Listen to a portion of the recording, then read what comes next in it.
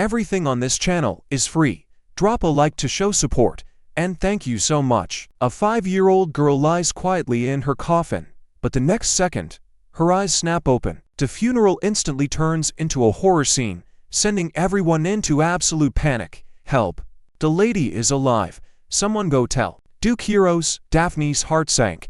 Could it really be that coincidental? Sitting alone by the window, she listened to the maids whispering behind her back. The poor lady looks so lonely. The Duke is incredibly heartless. I would love to treat him better, but his temper is just awful. Daphne held back her rage. As a proud dragon, she refused to bicker with pathetic humans. More importantly, the person she was waiting for had finally arrived.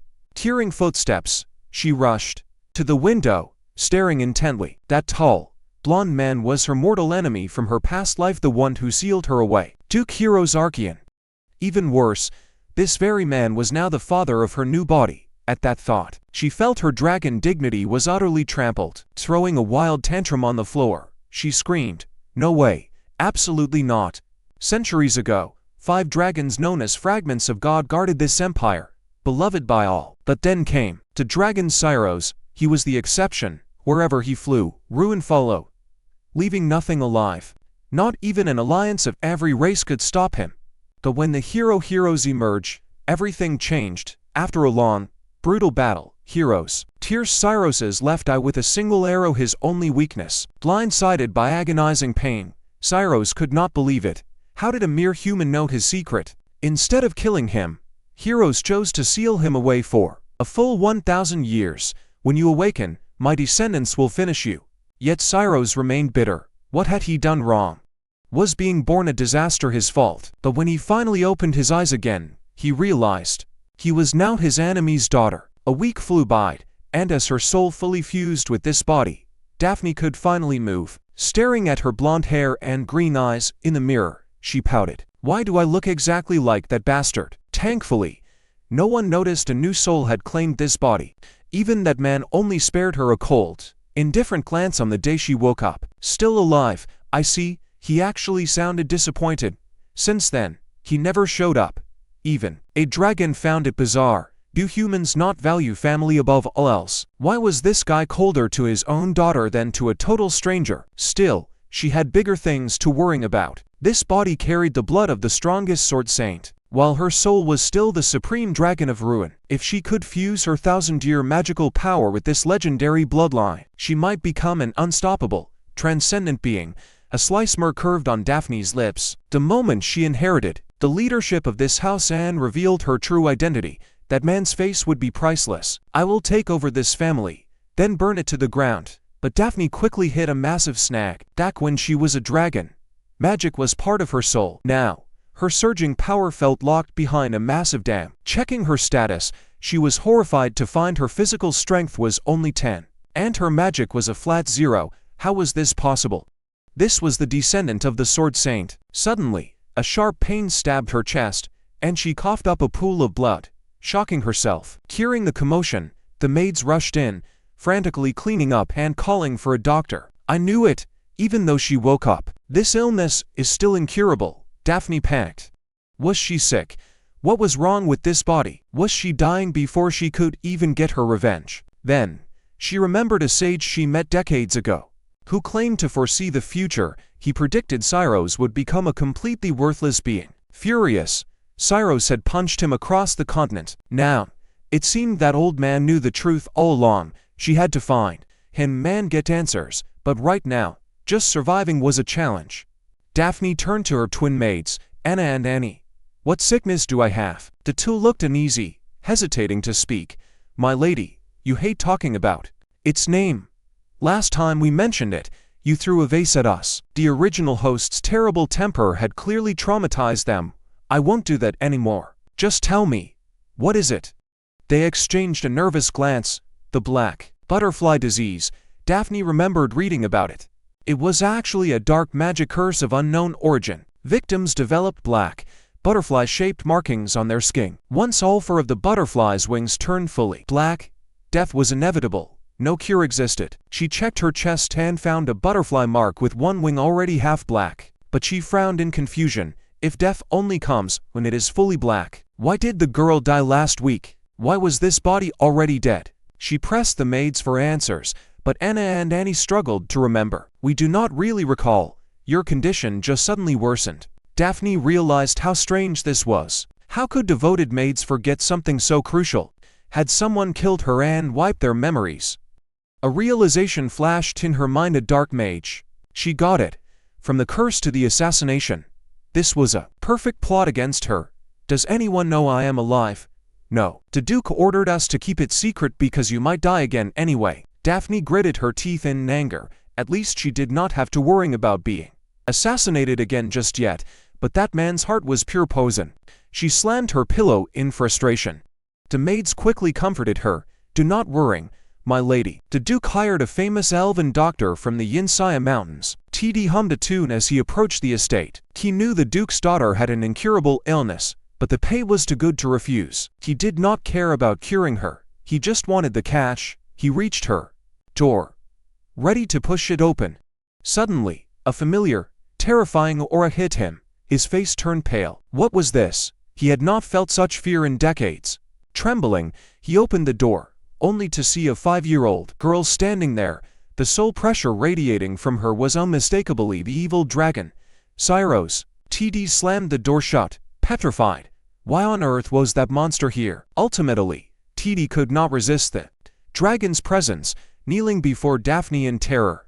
The moment she dismissed her maids, he quickly bowed and began to flatter her. You are Lord Cyros, correct? Only your great presence could emit such a terrifying aura. Daphne enjoyed the flattery. You have a bright future, kid. So, you are my doctor? Yes, from now on, your treatment is in my hands, Lord Cyros. Just call me Daphne. TD swallowed hard, but curiosity got the better of him. Why did you choose to become a human girl? Daphne looked away awkwardly, claiming she just wanted to experience human life. TD nodded in realization. Of course.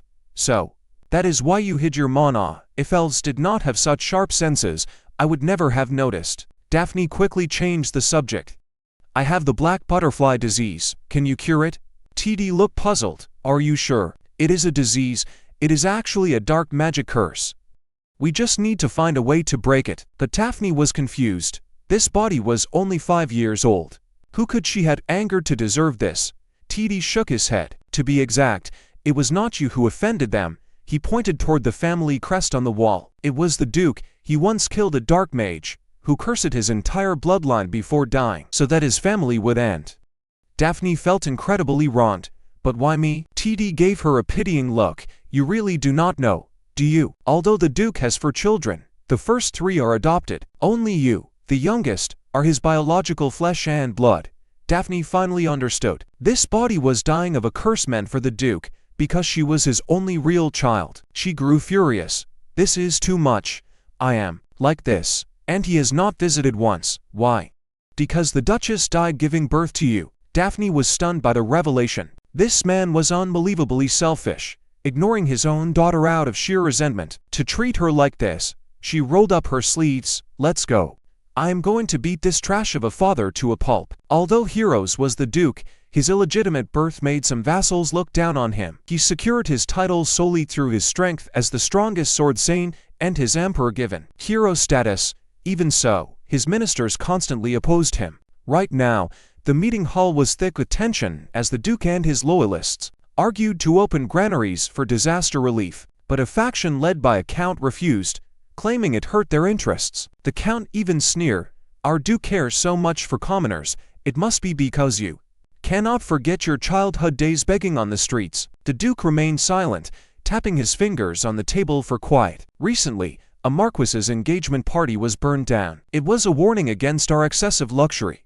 His voice was calm but carried unquestionable authority. If you want to keep enjoying your wealth, you must compromise. The peasants are losing patience. With a loud thud, his finger pressed a deep dent into the solid wood. To ease the tension, the ministers quickly changed the subject. Next is the vacant position of Duchess. Before the words even finished, the Duke completely shattered the tabletop. Suddenly, the doors to the council chamber slammed open. Daphne marched in with absolute fury. Long time no see, Duke. Under everyone's stunned gazes, she stood on her tiptoes, snatched a teacup, and hurled it right at him. But, unfortunately, The teacup only grazed his cheek, shattering against the wall behind him. Climbing onto the table, Daphne got right in the Duke's face. "You forced this body into existence, leaving me to rot under this curse while you shirk every fatherly duty. You are absolutely pathetic." Instead of getting angry, a faint smirk played on the Duke's lips. "What? Do you resent me now? You don't even deserve my resentment. I'm here to declare war." Suddenly, Daphne snatched a nearby quill and lunged, aiming straight for his heart, but the Duke casually blocked it with an inkwell. Breathing heavily, Daphne threw down her final warning. "I won't die. I will survive, and then I will kill you myself." Once the room cleared out, the Duke sat alone in the empty council chamber, mindlessly spinning the quill between his fingers. Marquis Garin and Bolin stood nearby, unable to read him. The Dark Mage's curse had stripped the Duke of all emotion, and his naturally distant personality made him impossible to read, but being cold didn't mean he couldn't think. Daphne, the sole heir of House Archean, was a child who took a life at birth and was bound to an early death because of her chronic illness. She had a violent temper, beating her servants for no reason. Eventually, the Duke locked her away in the annex. She was supposed to die quietly, yet she not only survived, but dared to declare war. After chewing out the Duke, Daphne felt much better. Seeing this, Teddy tried to sneak away. Daphne narrowed her eyes, trying to run. "How could I ever leave the great Lady Daphne? I would gladly dedicate my entire life to you, but I do have other chores. Besides, you're cursed, and I can't cure that. Only half of my butterfly wings have turned black. That means this body didn't die from the curse, it was murdered." Teddy's eyes went wide. "Wait. You don't want me playing spy, do you? I'm just an elf. At most, I can introduce you to the Information Guild. You're overthinking it. I want you to brew stamina potions to slow down the curse and help me build up my strength." Teddy made a face and confessed, "My lady, I'm just an elf posing as a doctor, not an alchemist." Daphne clenched her tiny fists and glared. "Are you saying no to me?" "No. Never. I'll do it. From today on, I'm starting the countdown." Daphne smiled. Everything was ready. All she needed to do now was wait for her power to return. Meanwhile, her maids, Anna and Annie, found her behavior bizarre. She hadn't beaten them or thrown things at them in a week.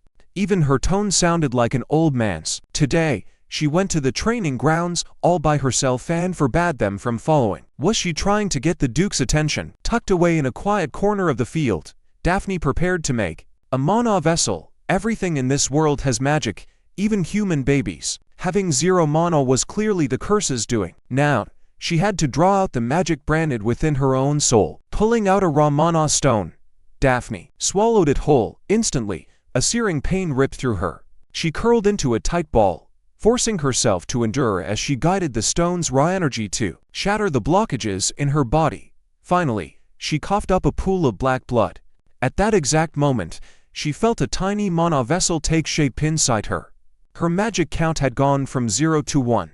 Daphne was ecstatic. "Yes, keep this up, and my magic will keep growing. I really am." To great Sirius, she carefully collected the cursed black blood for later investigation. Suddenly, a rock smacked her right in the back of the head. "Who dares ambush me?" she snapped, spinning around to find a red-haired bow, looking down at her with folded arms. "What are you doing at the training grounds? What an eyesore. Get lost." This was Ares Archean, the Duke's third adopted child and Daphne's older brother. Daphne glared back with utter contempt. "Are you done?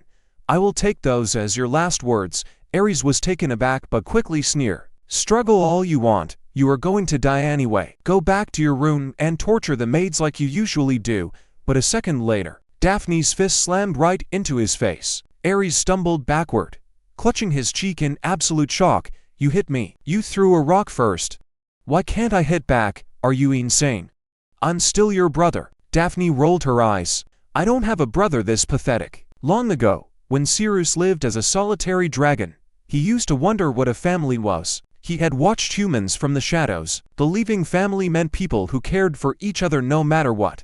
But this so-called brother only spat venom at her while she was on the brink of death. "I don't have a brother like you. Stay out of my way." Ares let out a harsh laugh. "Fine by me. I never saw you as family anyway." He stepped closer, pointing a finger at her head. "Get real. You're a stain on House Archean."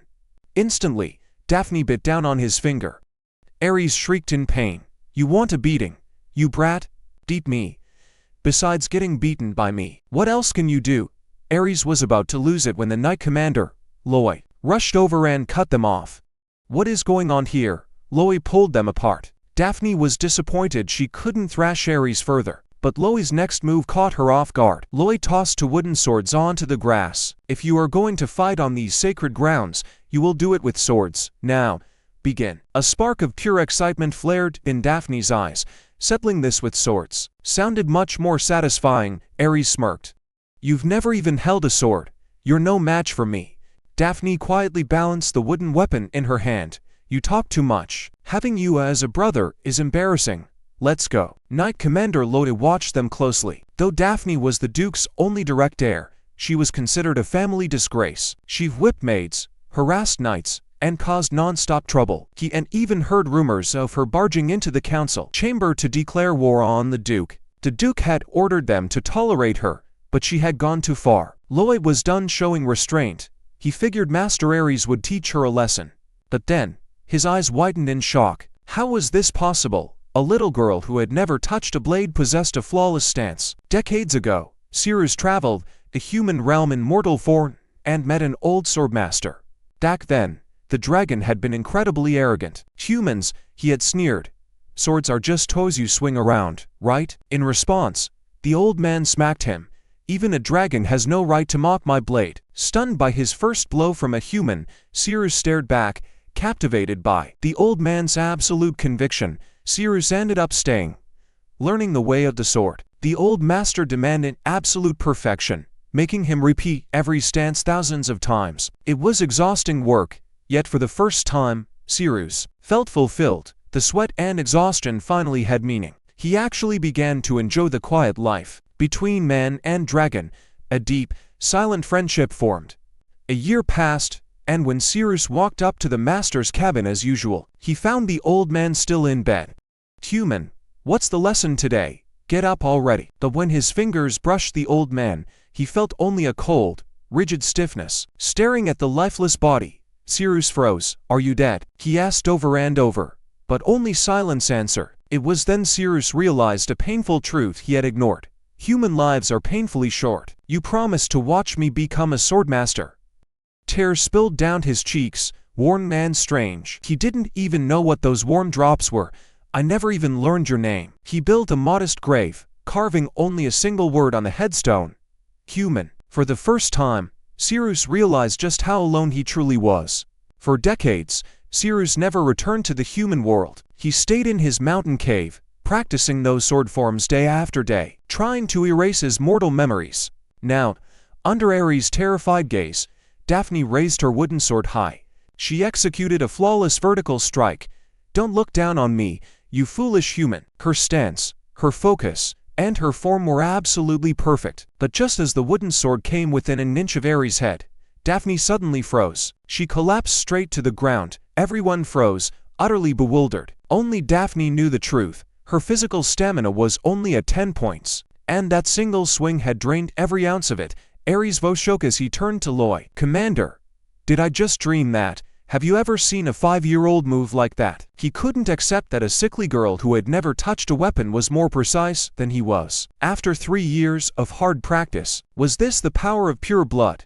Swallowing his pride, Ares ordered the servants to carry her back. He gripped his hilt tightly. From now on, Commander, you train me. I won't be outrun by a toddler. After sleeping for hours, Daphne finally woke up.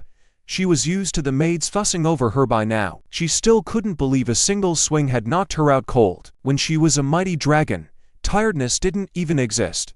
That was when Commander Loi requested an audience. Daphne hesitated. She didn't care for the commander, but since he was one of the strongest men in the castle, she agreed to meet. Loi got straight to the point. My lady, have you ever trained before? Daphne shook her head. At least, not. In this body, Loi was dumbfounded. Was it pure, unadulterated talent? He eagerly asked if she wanted to formally study the blade. Daphne shrugged. Of course. But as you can see, I am weak. One swing, and I pass out.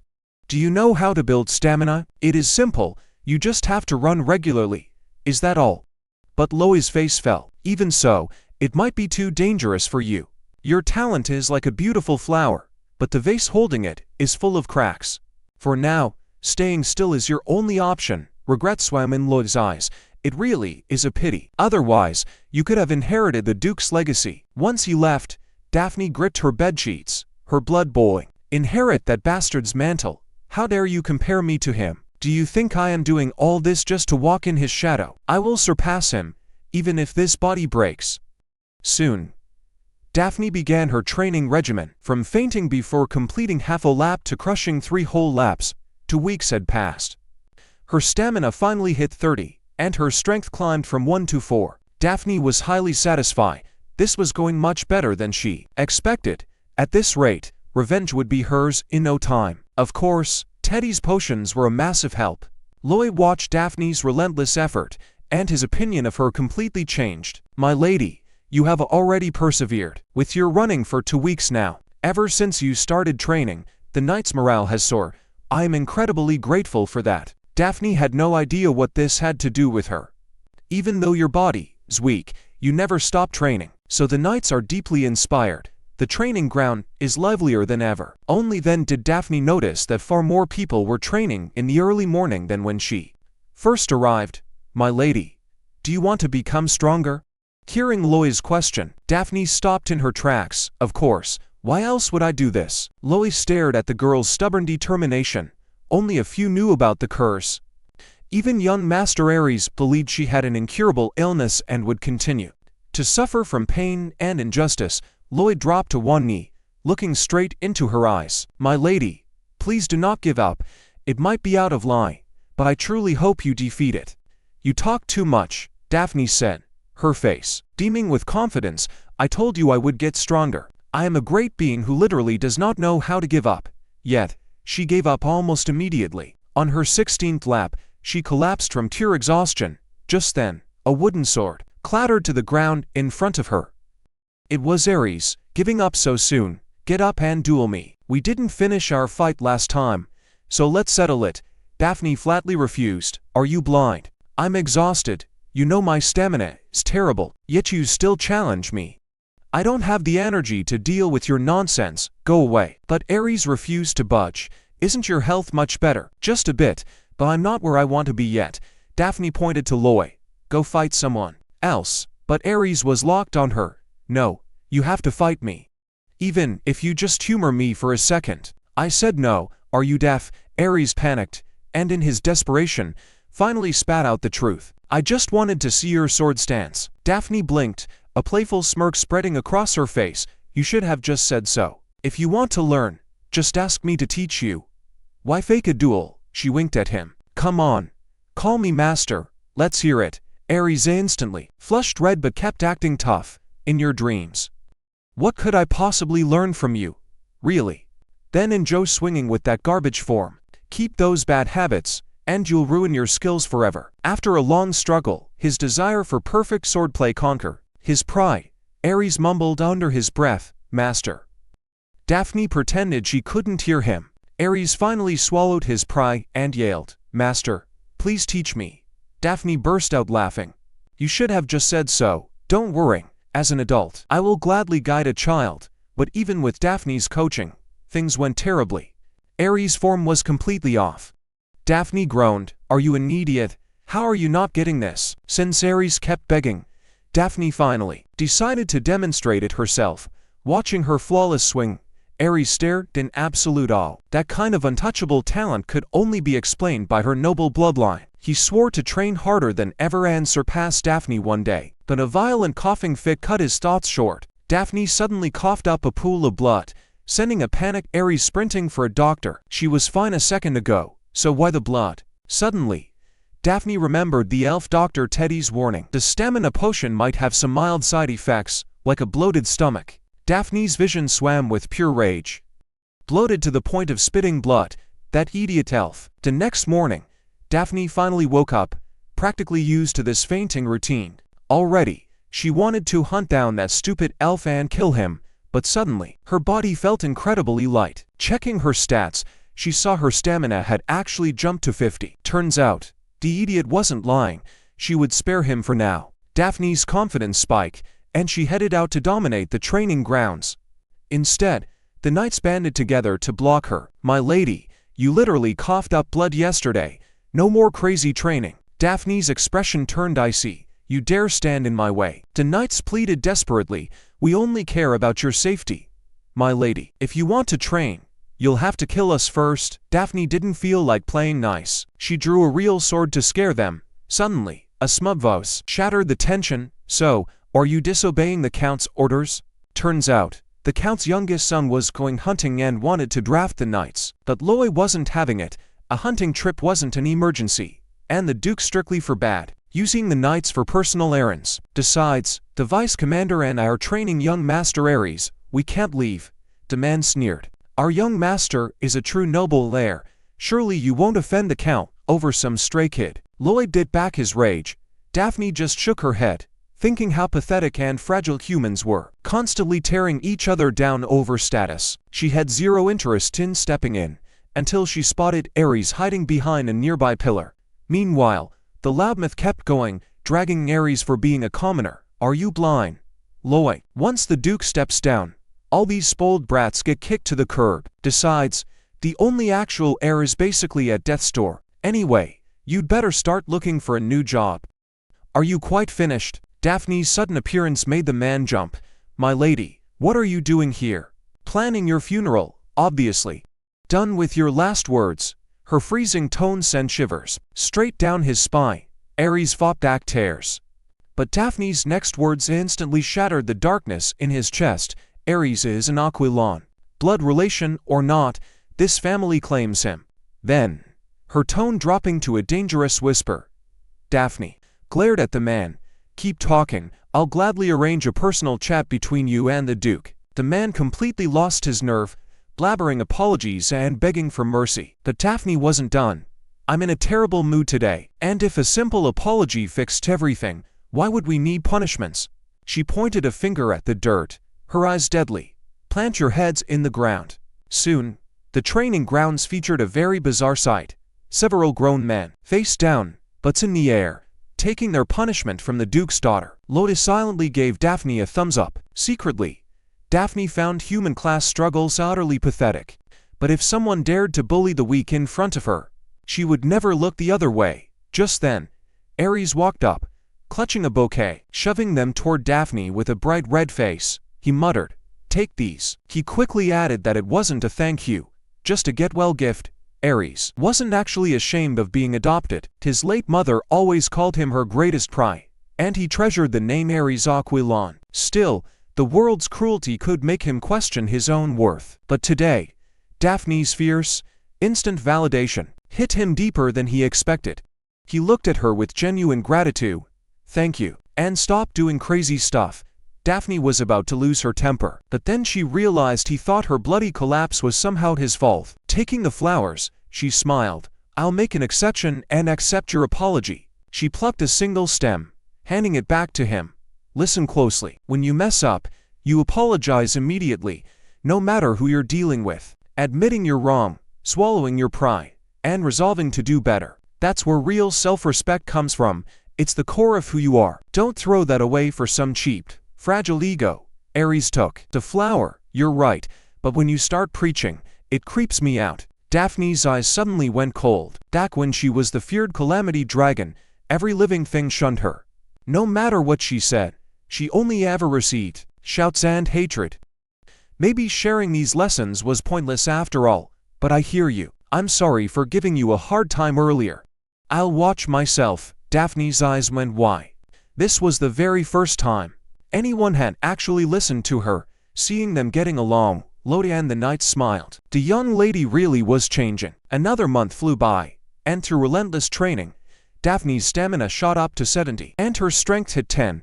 Real sparring was finally on the table. She had been training with Ares ever since. Though the kid talked non-stop, he was actually pretty fun to have around. Was this what they called resonance? Lady Daphne, care to try resonating with an elf? Though the poor guy is currently shaking like a leaf. Turns out, Daphne was punishing Teddy with a handstand over those terrible side effects. Teddy wailed in protest.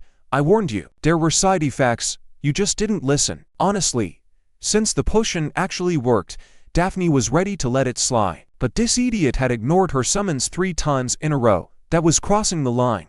I guess I need to learn summoning magic. Since you think you can just ignore me, you deserve to die. I swear I was busy, Teddy cried. All you do is fight and kill. You're so savage. Daphne shot him a deadly glare. Teddy squeaked. You missed her. That wasn't me. It was a corrupt elf living inside my soul. Daphne rolled her eyes. Then her voice turned ice cold. How about I chop off half of your life source as a warning? Teddy instantly broke into a sweat. The life source is an elf's heart, connecting them to nature. Lose it, and they're cast out, rendered completely powerless. He instantly lunged and grabbed Daphne's leg, sobbing, My lady, spare me.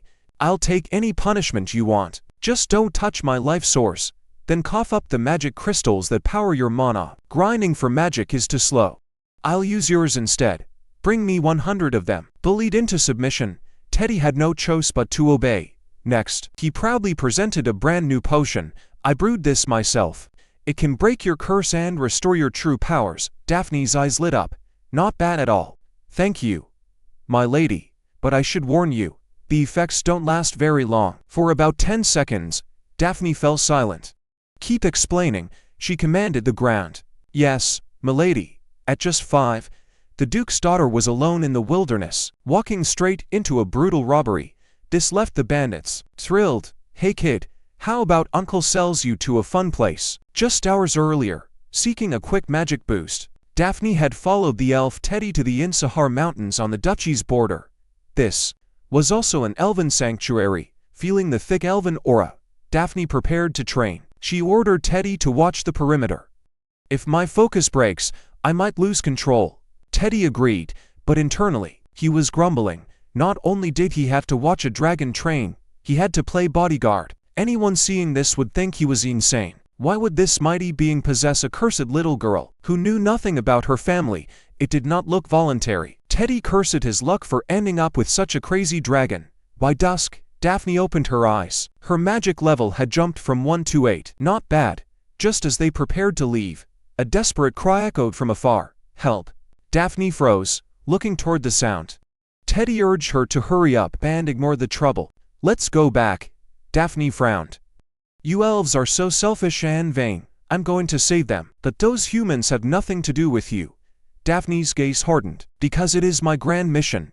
Everything is bound by karma. Every cause has an effect. But how the scales of karma tilt depends on perspective. For example, a golden dragon, a divine fragment, can slaughter countless lives on a whim. Yet karma still tilts, justifying everything as a good deed. Meanwhile, Cyrus, the Black Dragon of Calamity, bore all the blame, hatred, and anger simply because his nature was deemed evil. Even so, he made his choice. When Daphne arrived at the scene alone, she saw bandits robbing a caravan. Seeing a lone girl in fancy clothes, they planned to kidnap her for money. Daphne calmly scanned the scene, counting them. This is a caravan. Guards struggling to hold off the bandits.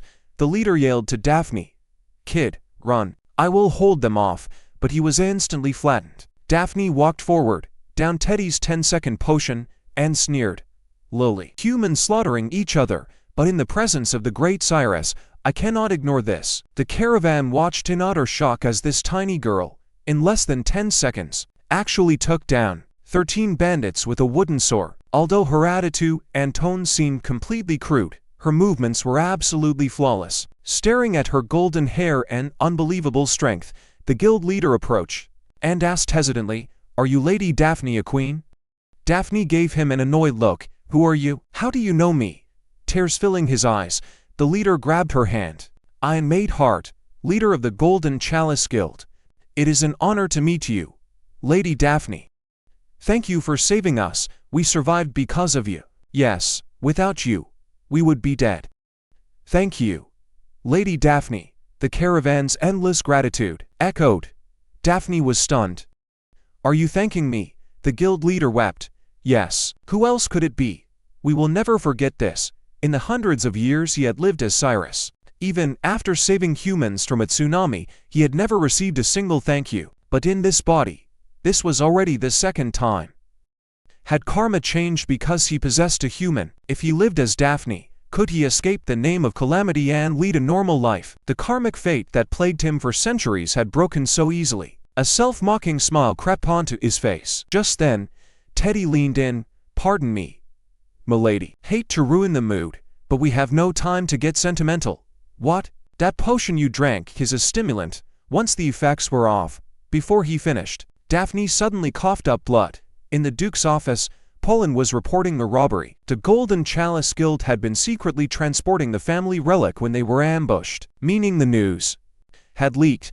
Only the leader and deputy knew. Since the leader seemed clueless, the Duke decided to interrogate the deputy himself. Poland paused, sounding bewildered. According to the guild leader, during the attack, it was Lady Daphne who beat back the bandits with a wooden sword. The Duke looked up, highly skeptical, but Poland had confirmed it with the others. It was true. Why did she save them? The Duke muttered, his brow furrowed in confusion. He ordered Poland to investigate the bandits further, then took the relic box and left.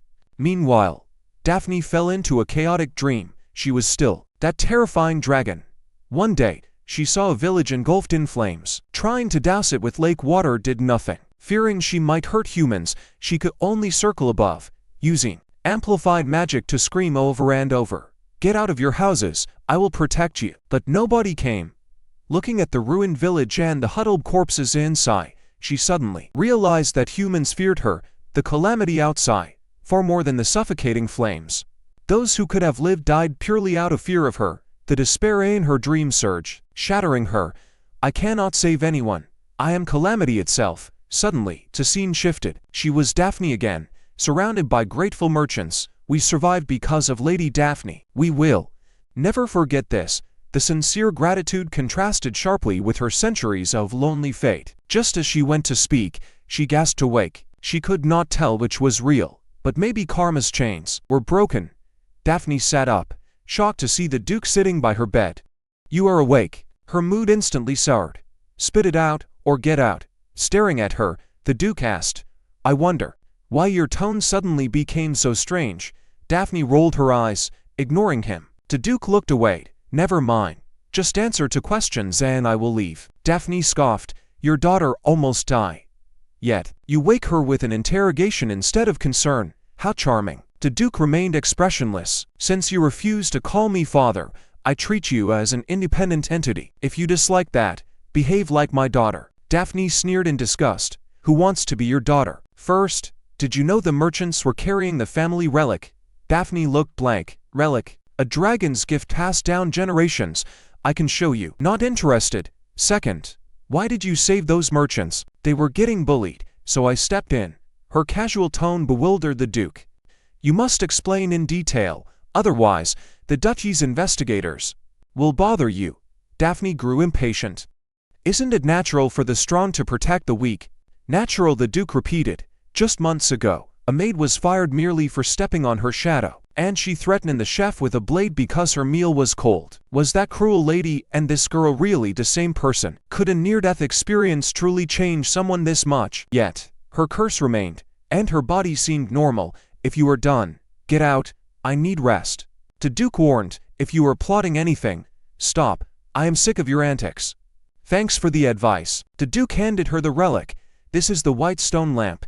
It helps you recover while sleeping. Look at it or don't, but you earned this." With that, he left. Daphne picked up the relic and scoffed.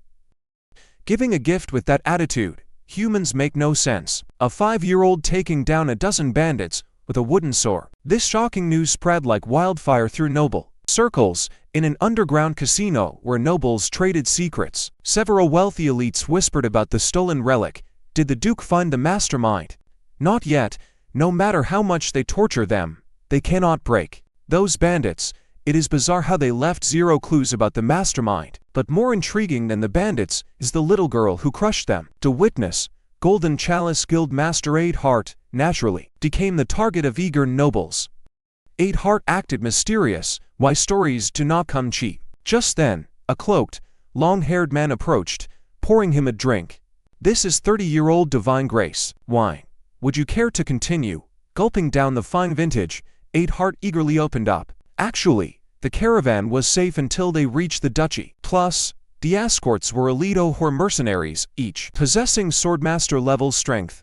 fit to guard royalty, yet they were utterly helpless. Just as I prepared for death, a child suddenly appeared and flattened the bandits, and all she used was a tiny wooden sword. Had I not seen it, I would not believe it. That child was Duca Queen's daughter, Lady Daphne. Eightheart's expression turned grim, but right after, she coughed blood and collapsed. The accompanying elven doctor said she was just exhausted. The nobles gasped. It seems that spoiled lady really has changed. Hearing this, an unreadable smirk curled on the long-haired man's lips as he quietly left. Removing his cloak, blood-red eyes flashed with gold. You never disappoint, Lord Cyrus. A few days later, the maid burst in excitedly. Miss, look what I got. But she froze, seeing Daphne stiff as a board, lying on the floor. Help me up first, Daphne groaned.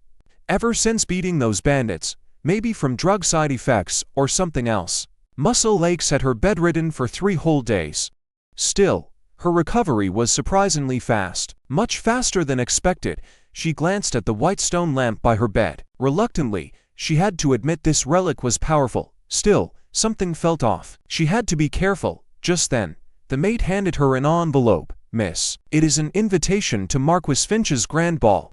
You're first in 6 months. Daphne was confused. Why 6 months? Don't you remember? 6 months ago, you wrecked Count Adele's tea party, picking a fight with over 10 kids. You even broke young Master Adele's nose. Daphne sighed. I get it. Put it away. That guy Teddy went missing again, using potion making as an excuse. No contact for days. With things moving this slowly, when will I ever get strong enough for revenge? Restless as always, Daphne headed back to the training grounds. Just as she was about to practice her magic, she spotted something shiny. A monocrystal. Since no one was looking, she snatched it up. But looking up, she saw another one nearby. Is today my lucky day? Overjoyed, she gathered 3 of them. Naturally, a great person like me has great luck. But as she looked up, a figure was crouching right there.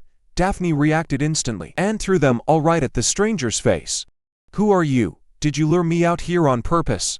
No wonder we kept heading somewhere so remote. The girl winced in pain. Okay, my popping up was wrong, but you didn't have to hit me. Daphne, highly alert, stared at her. Who are you? What are you doing here? The girl froze, her eyes dimming. Right, I haven't left my room lately. You probably don't remember me. Lowering her head, her voice trailed off. Then she mustered the courage to yell, I am your older sister. Daphne stared blankly at the girl's tearful face. My sister? Did you seriously forget my name? I am Pepera. As she spoke, she drifted into her own world. We really haven't seen each other in forever. Talking to people gets harder and harder. Nobody likes me anyway. Sometimes I think it is better to stay locked away and forgotten. Snapping out of it, she looked at Daphne eagerly. But I actually have a favor to ask. Can you let me meet your elf doctor? Pepera was braced for rejection. She had stayed up all night practicing what to say. Sure, I will arrange it, Daphne replied. The answer was so effortless, it felt almost unreal to Pepera, because in her memory, Daphne was a total brat. Look at your hair, it is like weeds. So ugly, you make me sick. Back then, Daphne always found ways to mock her, as if hurting people was the most natural thing in the world. She stared at her dark green hair. Her mother always said it was beautiful. Despite the constant hurt, Pepera wanted to honor her mother's wish to care for Daphne. But whenever she tried to get close, she was met with harsh blows and insults. No matter how cruel Daphne was, Pepera endured it quietly. After her mother passed, she was just an adopted commoner girl. Afraid of being thrown out, she only wanted to stay where she could feel her mother's presence and spend her life. Eventually, she shut herself in her room for 6 months. To get this one chance with the elf doctor, she spent a month agonizing, fully expecting a beating. She never imagined Daphne would agree so easily. Daphne stared at her spaced-out look. What is wrong? I said yes, but we can forget it if you want. Pepera reflexively shielded her head. No, I want to. I really need this. Please do not hit me. Daphne voice held a barely noticeable sigh. Do not worry, I will not hit you. From now on, I will never hurt anyone without a reason. Assured, Pepera finally let her guard down. Thank you. It turned out, Pepera always failed at making potions, so she wanted to consult the elf doctor, who was renowned for herbalism, but Daphne was puzzled. Aren't dwarves the experts at potion making? Mentioning dwarves made Pepera furious. Whenever she asked them for herbs, they made things difficult, demanding she do weird tasks just to get them. It made her doubt the quality of their stock. Since elves famously do not lie, she wanted an honest opinion. Daphne looked at the girl, noting her pure heart. Brews potions so young. She was clearly a prodigy, though she probably did not realize she had already won the dwarves over. After all, if dwarves do not like you, they ignore you completely. But the real question was Teddy. Could that guy really not lie? Sure. You can see him, Daphne said. But on one condition, give me dirt on the Duke, his weaknesses, when he is vulnerable, and everything you know about me. Tell me everything. Pepera sweated nervously. Sure. She avoided a beating, but was it really okay to let Daphne act like this? Back on the field, Daphne trained harder than ever, Pepera's words echoing in her head. The 3 kids the Duke adopted were actually brought in by Daphne's mother. Once she passed, they grew distant from him. To carry out the Emperor's orders, the Duke left the estate up to twice a month when busy. His latest mission was to slay the Black Dragon, Calamity. My past life's death traced back entirely to the Emperor's will. Why did the Emperor want him dead? Daphne paused, looking up. Did he ever actually harm this empire? Even as Calamity, he minded his own business, committing no great sins. Why provoke him? Daphne gritted her teeth. That bastard Duke, if he had not blindsided my left eye, he would be no match for me, at all. Revenge burned in her eyes. I will kill the Duke first, then finish off the Emperor. I will flatten both the estate and the palace. I will trample everyone under my feet. 2 months flew by. Yet Daphne grew increasingly anxious. This body's original owner was killed by dark mages. Now that her bandit victory was public, those mages definitely knew she was alive. Even worse, the Emperor ordered the Duke to hunt down Cyrus at the exact same time Daphne was targeted. No way that is a coincidence. Teddy the elf was shocked too. Dark mages practically worshipped Lord Cyrus, yet they tried to murder Lady Daphne. It is a massive contradiction. Did you find a clue? Teddy could not hide his excitement. Past lives, complicated grudges. This is perfect novel material, my lord. Shut up. Understood, my lord. Daphne then asked Teddy to help her draw out the head butler. Her annex had heavy barriers, but the butler's office was wide open. If she showed up, the dark mages would strike. Teddy agreed the barriers here were ridiculously suffocating. But even if we lured the assassin out, we might end up empty-handed. Daphne knew catching them would not guarantee answers. Just then, she remembered someone, the great sage who claimed to see the future, and foretold she would end up completely worthless. He must know something. Go track down the great sage. Teddy pointed to himself, dumbfounded. You do not mean me, right? You make a massive quest. Sound like a simple errand. If I am running around for intel, my brewing time drops. I might not get your medicine to you on time. Daphne smirked slyly. Do not worry. I already found you an apprentice. Teddy got a bad feeling. Not a human, right? Bullseye. From now on, you are teaching that kid. Teddy refused instantly. Absolutely not. Even if I am not worth a single toe of yours. I am still a prestigious elf. How could I apprentice a common human? If that kid is a prodigy, you will not have to brew your own medicine. Teddy instantly changed his tune. Actually, I have wanted an apprentice for ages. What is the name of my future star pupil? I will turn them into the greatest alchemist humanity has ever seen.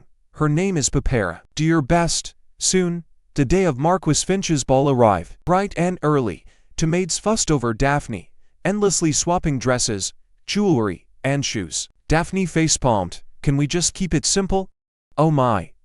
Miss, what are you saying? You will be the star of the ball today. Daphne sighed. She was already exhausted. Since this was her first outing in 6 months, people probably stopped caring anyway. She figured she would show her face and slip away. Meanwhile, at the Finch estate, the Marchioness repeatedly warned her daughter, Breeza, what do you do when Lady Daphne arrives? I will greet her and offer sweets if she is in a good mood. What if she stays mad? Then I stay far, far away. Better safe than getting beaten up. The Marchioness nodded in relief. Though anxious, she knew this rare chance was too important to miss. The lady's feat of wiping out the bandits was already the talk of high society. Everyone wanted to see the legendary Daphne, but nobody dared get too close. Half the noble kids in the capital had tasted her fists, yet Breeza had never met her. since Daphne's confirmed attendance doubled tonight's guest list. The Marchioness silently prayed that nothing would go wrong. Right as the ball started, guests crowded around to ask when Daphne would arrive, since her journey was long and she would be late. But since she RSVP'd, she would show up. Some even cancelled other plans just to see what this legendary 5-year-old was really like. Just then, a man walked over, scoffing. "Do you ladies actually believe those rumors? A 5-year-old beating bandits that even the Ohal mercenary group struggled with." Clearly, the guild master is exaggerating. His words stirred a wave of whispers. Several noble ladies began to waver. "I heard Lady Daphne is sickly," one whispered, "like she has some incurable disease." "Right, that is why the Duke lets her run wild." Seeing public opinion shift, the man smirked, thinking of her as just a dying child. Suddenly beating a gang of thugs, it makes zero sense. Duke Akiwan has not been summoned by the Emperor lately. I bet they are just manufacturing news to hype this girl up. The Marchioness cut in sharply. "But still, that is pure speculation with no real proof." The man smiled deviously. "True. But why not just test her abilities?" Right then, a servant announced at the top of his lungs, "Lady Daphne Akiwan has arrived." Sporting a white gown, Daphne Tine slowly glided into the hall, instantly capturing everyone's attention. People whispered, "Is that her? She looks way more delicate than I expected." The guild master was clearly exaggerating. Still, the noble ladies wanted to go up and chat with her. Daphne, however, looked completely lost, wondering why everyone was staring. This was the dragon-possessed girl's first human ball, yet she felt completely isolated. Everyone watched her from afar, and not a single soul dared to approach. Daphne frowned, realizing the original owner's awful reputation ran deeper than she thought. Deciding to break the ice and gather some info, she walked right up to a group of 3 young girls. "Hey there.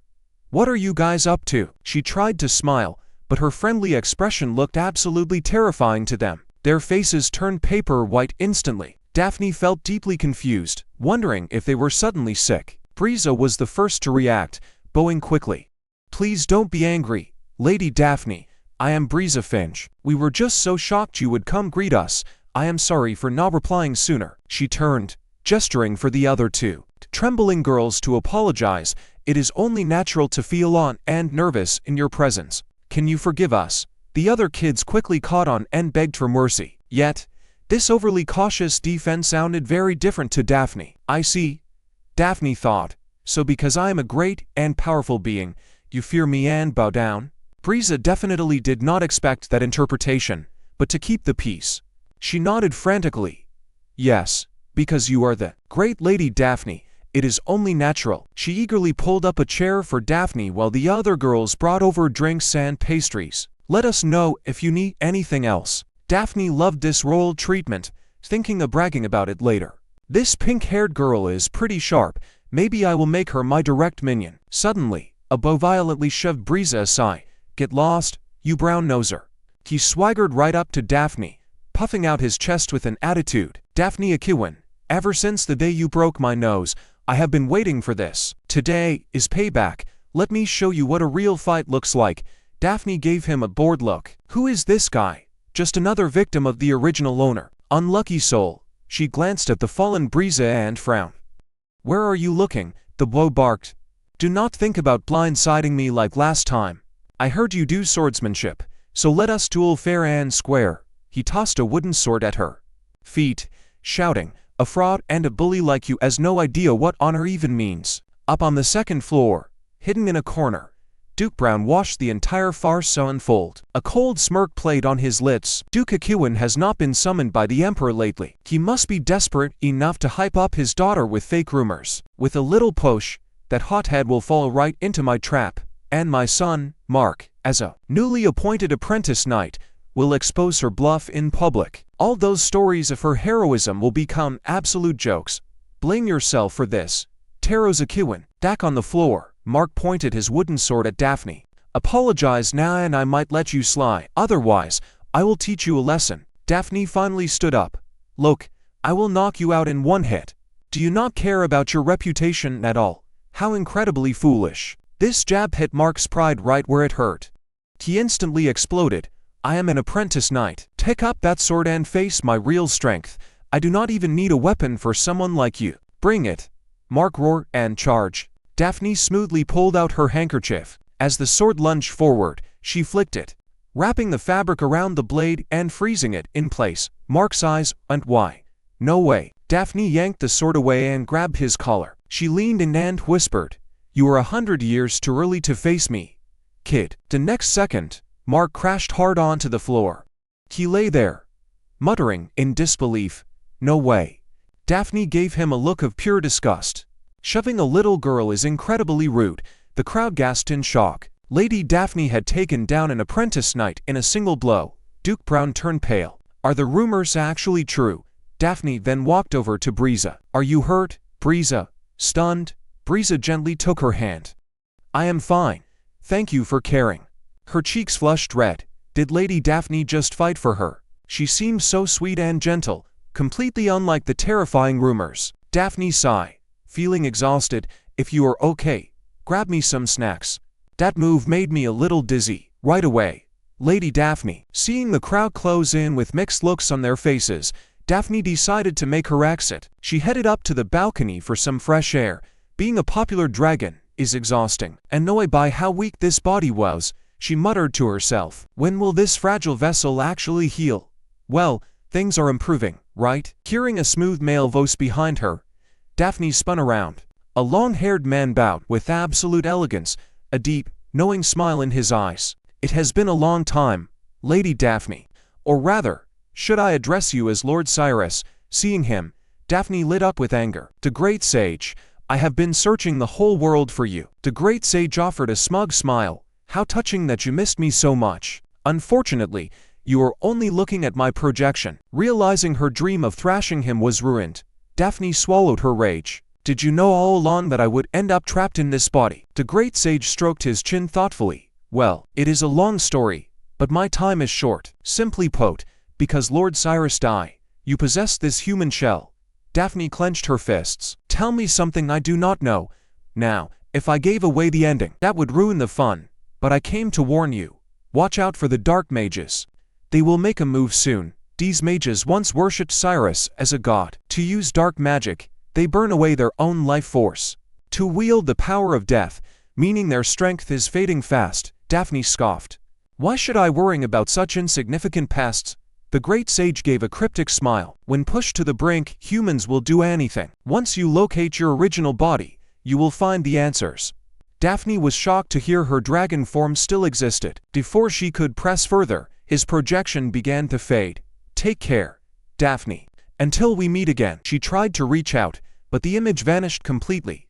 Daphne felt utterly played. A human had just insulted the dignity of a great dragon.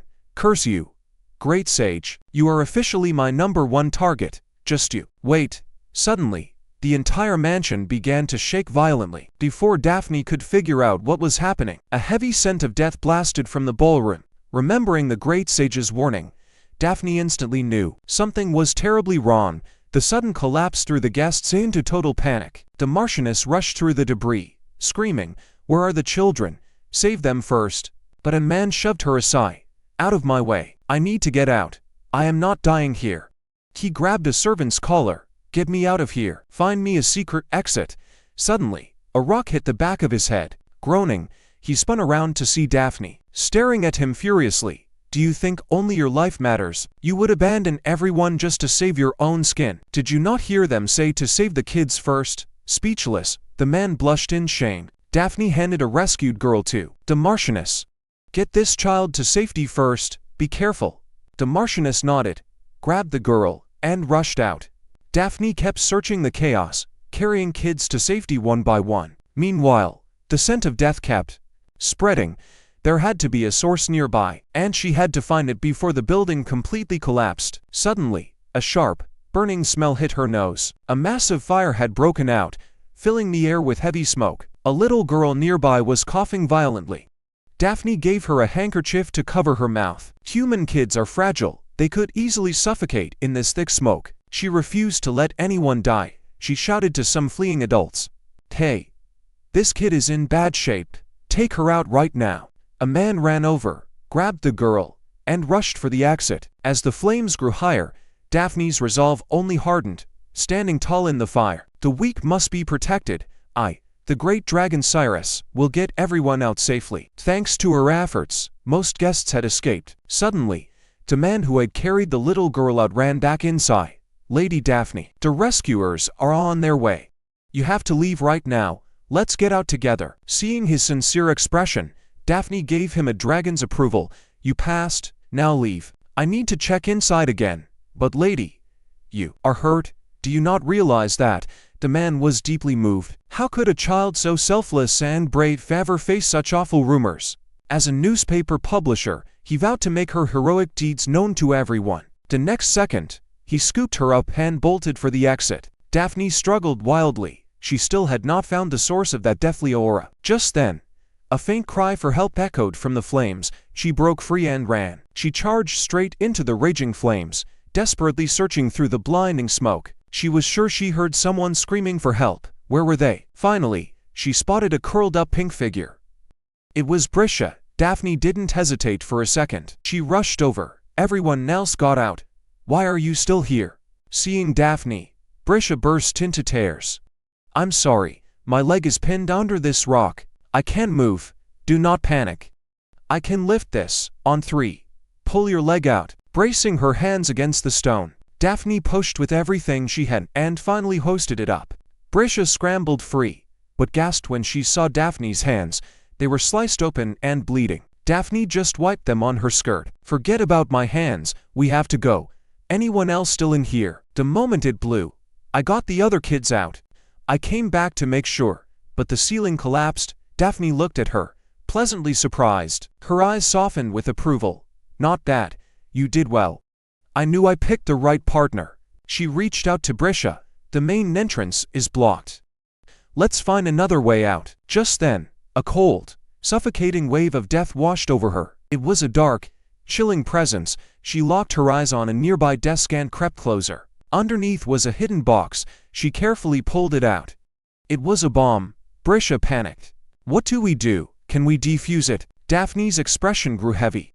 It is fueled by black magic. There is no disarming this. She felt the volatile dark energy pulsing inside. If this goes off, the entire estate will turn to ash, and the crowd outside will not stand a chance. We have to neutralize it right here. Brisha trembled, her voice shaking. Are we going to die here? Who said anything about dying? You have me. Suddenly, an idea flashed in Daphne's mind. The dark wizard's power. Her own mana and black magic both came from negative energy. At their core, they were basically the same. If she could bridge the gap, she could absorb this power and make it hers. That meant this deadly bomb was actually a feast waiting to be devoured. I am going to detonate this bomb now. Get as far back as you can. Brisha was completely paralyzed with fear. Daphne pointed to a blocked corridor. The blast will blow open those rocks. Take that chance and run. But wait. What about you, Lady Daphne? I have to stop the explosion from spreading. Plus, this might actually boost my mana. Daphne's voice was absolute, her eyes burning with resolve. She eagerly urged Brisha to run. Ignoring her protests, she cradled the bomb and dashed to the center of the hall. To Brisha, this looked like a heroic sacrifice. Daphne was risking her life for them, acting like it was no big deal. Daphne had literally charged into a burning building just to rescue her. Tears streamed down Brisha's face. She could not let Lady Daphne die like this. Meanwhile, Daphne was already fully focused, channeling every ounce of her inner mana. Time to turn this explosion into pure power. Earlier, in the nearby woods, Duke Harkian slashed down the final demon beast. His adjutant, Pauline, stared at the twisted carcass. These monsters were unlike anything they had ever seen. They are chimeras, fused together by force. The Duke wiped the blood from his blade, his gaze hardening. Only a dark wizard would perform such twisted experiments. And this is just the beginning. He was thoroughly sick of them. From now on, let the knights handle these beasts. Watching the Duke's retreat, Pauline felt a pang of sorrow. The late Duchess had been killed by dark magic, and now Lady Daphne was suffering. No one hated dark wizards more. No one hated dark wizards more than the Duke, who knew what pain he had beneath that calm face. Just then, a deafening explosion echoed from the distance. They both looked up. Thick smoke was pouring from the Marquis's estate. The Duke immediately sensed a violent shift in mana. He frowned. The energy of death. The dark wizards were moving faster than expected. Staring at the burning building, something clicked in his mind. He immediately marched toward the flames. The little girl found a highly unstable black magic bomb and detonated it without hesitation. The massive explosion sent the crowd outside into a panic. Then, to their horror, they saw 5-year-old Daphne completely swallowed by the blast. She was trapped inside a swirling, dark purple magical vortex. In reality, Daphne was desperately absorbing the blast's energy, but the sheer force was overwhelming, expanding faster than she could take it in. She was pushing her limits. Her tiny body trembled violently from the strain. Without Teddy's 10-second potion, she would have crumbled instantly. Still, the dark magic battered her internal organs like a tidal wave. The agonizing pain made her want to give up. She wanted to let go, but she knew she couldn't. If she released the magic, it would vaporize her body and kill everyone nearby. I just saved them. I am not letting them die again. Not on my watch. I am not a curse anymore. Fate is broken, and I will show them true kindness. I am not helpless anymore. Gathering every ounce of her resolve, she sucked in the wild magic. But the strain was too much. Blood trickled from her mouth as the purple glow in her eyes faded. The potion was wearing off. Her vision blurred. Just a little longer. Please. Just as she reached her limit, a brilliant, holy light pierced the darkness. The Duke arrived just in time, his sword slicing through the gloom. The holy energy instantly purified the dark mist. Daphne stared at him. As the crushing pressure vanished, her legs buckled, but she did not hit the ground. She fell into a warm, firm embrace. You did well. Daphne, you can stop now. The cold Duke actually sounded gentle. Daphne feebly raised her hand, her eyes shining with admiration. The Duke felt a sudden pang in his chest. He had no idea she was actually staring at his mana level, which had spiked to 50. Relieved, she finally blacked out. Meanwhile, Brisha escaped to ruins and threw herself into her mother's arms, both crying tears of relief. My daughter, thank heavens you are safe. I was so worried. I am sorry. Mother, I was pinned under a rock and could not move. Lady Daphne saved me. The Marchioness looked stunned. Just then, Count Milan stepped forward. It is true. I tried to evacuate Lady Daphne, but she ran back inside. It must have been to rescue your daughter. She did, Mother. She even shielded me from a black magic bomb and forced me to run first. Hearing about a black magic bomb, the crowd gasped in horror. Count Milan nodded grimly. I have dealt with that power before. It is pure, life-stealing death magic. The crowd paled. Did Lady Daphne really face something that terrifying? By the time Pauline rushed over, the Duke was already carrying Daphne out. Seeing the motionless, bruised girl, Pauline turned pale. Is she dead again? She is breathing. Thank goodness. I thought we were planning another funeral. Suddenly, a massive crowd of escaped guests swarmed them, all asking about the young lady at once. Is Lady Daphne okay? Do we need a doctor? If she was struck by dark magic, she needs holy healing. She sacrificed herself to save us. Hearing their desperate cries, Pauline wanted to reassure them, but the Duke was already walking away. Pauline frantically gestured to him. My lord, even if we are leaving, we should say something. This is about the young lady. After all, the Duke replied coldly. Anyone with eyes can see what Daphne just did. It requires no explanation. And just as he predicted, the crowd was already putting the pieces together. It was Lady Daphne. She absorbed that horrific death energy and saved us all. She is a true hero. But the Duke's face remained grim. He showed no pride or relief. A hero. That is just a useless title. If she die, all the praise in the world would be useless. He didn't linger, telling Pauline to pick up the pace. Behind them, the grateful crowd watched their departure, staring at the tiny girl's figure with deep respect. Under the dim moon, in the pitch-black forest, a cloaked figure materialized from the shadows. Several hooded cultists fell to their knees, trembling as they delivered their report. The cloaked figure whipped around, revealing a heavily bandaged face. His cold, exposed eyes swept across the kneeling men. Are you telling me our plan failed? A 5-year-old girl absorbed the blast of our highly destructive black magic bomb all by herself. The failure was completely unacceptable. She had crushed the Dark Wizard's conspiracy and saved hundreds of innocent lives. Since ancient times, these sorcerers have been the definition of evil. To choke out life energy, they even slaughtered the legendary White Dragon, the source of light magic. This cruelty brought down Duke Archeon's wrath, wiping out most of their kind. The survivors went into hiding, forming a secret syndicate called Fandom. For 5 years, they plotted in the dark, waiting for this exact day to strike back. They wanted to announce Phantom's return and take revenge, but the plan failed. The leader glared at his trembling subordinates, his eyes burning with fury. I told you to take your own lives if you failed. How dare you return? Do you dare disrespect me? One of the sorcerers begged, bowing his head. Master, please spare us. We do not fear death, but we brought critical news. Daphne Archean, the Duke's daughter, who was cursed by our former leader. She absorbed the entire explosion. The leader's eyes widened in shock. Isn't she supposed to be dead? Aside from the former leader's curse, her body holds a massive well of death energy. If we kill her before the curse takes hold, we can harvest that dark energy. The leader had ordered her death months ago. Under his icy glare, the wizard swore they had killed her. Yet, she was breathing. The leader clenched his fist in pure rage. Does the Duke's family insist on opposing me at every turn? No one blocks Phantom and survives. That wretched Duke slaughtered our deity and our people. We must make both father and daughter disappear forever. Waylett snapped his fingers, and the kneeling dark mages shrieked as their bodies dissolved into white smoke. The specter will take your measly death energy.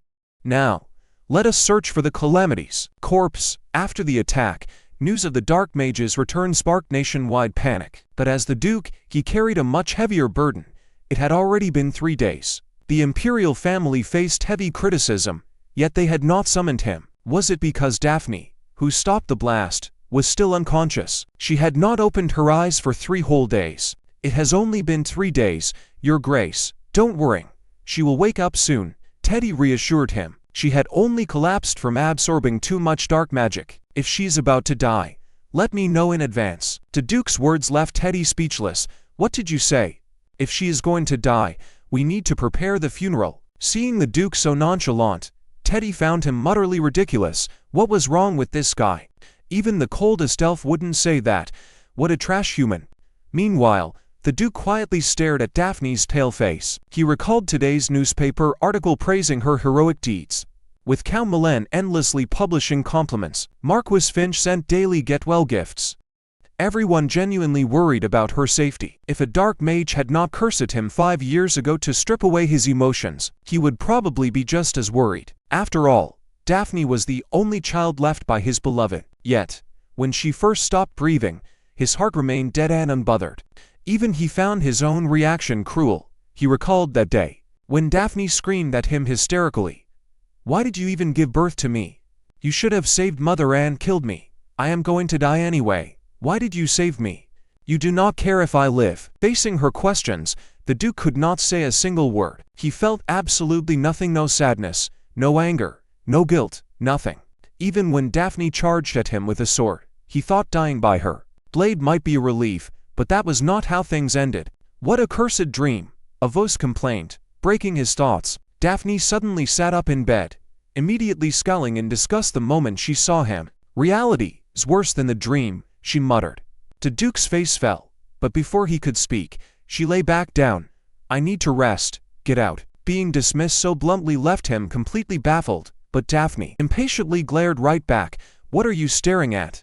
How would you feel if the first thing you saw when you woke up was your face? What a buzzkill. Seeing her pout, the Duke unconsciously smiled. Realizing this, he quickly covered his mouth. Had he actually smiled? The girl had finally woken up after being knocked out by the bomb for 3 days, but she was so weak she could barely pick up an object. However, after absorbing the dark magic bomb, her mana had surged to 50. A thought crossed Daphne's mind. If she hunted those dark mages and absorbed their power, wouldn't she recover even faster? But right now, even moving was a struggle. She could only snack on mana crystals to restore her energy. Just then, the maids, Anna and Annie, walked in with delicious sandwiches. Annie gently wiped her hands, looking deeply worried.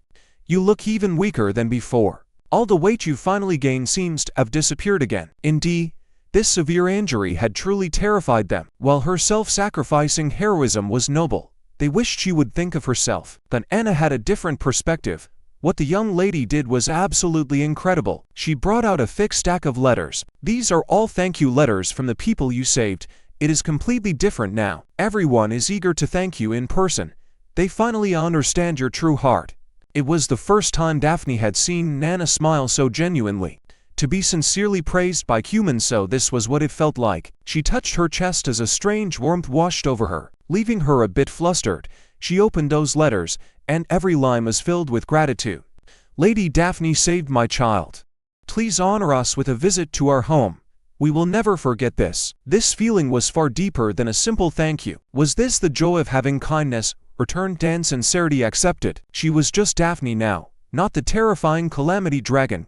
She was finally treated as an equal. For the first time, this realization felt so absurd it almost made her laugh. That the joy filling her heart was enough to overwrite all the painful memories. My lady, the doctor said you can move. Should we return? Daphne shook her head, a mysterious smile playing on her lips. I want to stay here a few more days, because a guest is coming. In the dead of night, a shadow slipped into the room, silent and unseen, and materialized by the bed into a man's figure. He stared quietly at the sleeping Daphne. She is actually still alive. I made sure she died last time. How is this possible? No matter what, I must finish it tonight. He chose tonight because the Empire's strongest sword saint, Duke Arcadian, was summoned to the palace. The Duke's senses were incredibly sharp. He could hear a falling leaf 100 meters away. His presence alone made it safe. Even the outbuildings were covered in powerful magic barriers, making them impossible to approach. Last time, they had to wait until Daphne came to the main house to find an opportunity. Tonight, he could not miss this chance. Cold dark magic gathered in his hand as he lunged at the sleeping girl. Die. Suddenly, the sleeping girl spoke. Bind. Instantly, bands of dark purple mana tightly wrapped around the man, freezing him. He gasped in horror. What is going on? What is this? Daphne sat up leisurely and smiled at him. Foolish human. This is how you actually use dark magic.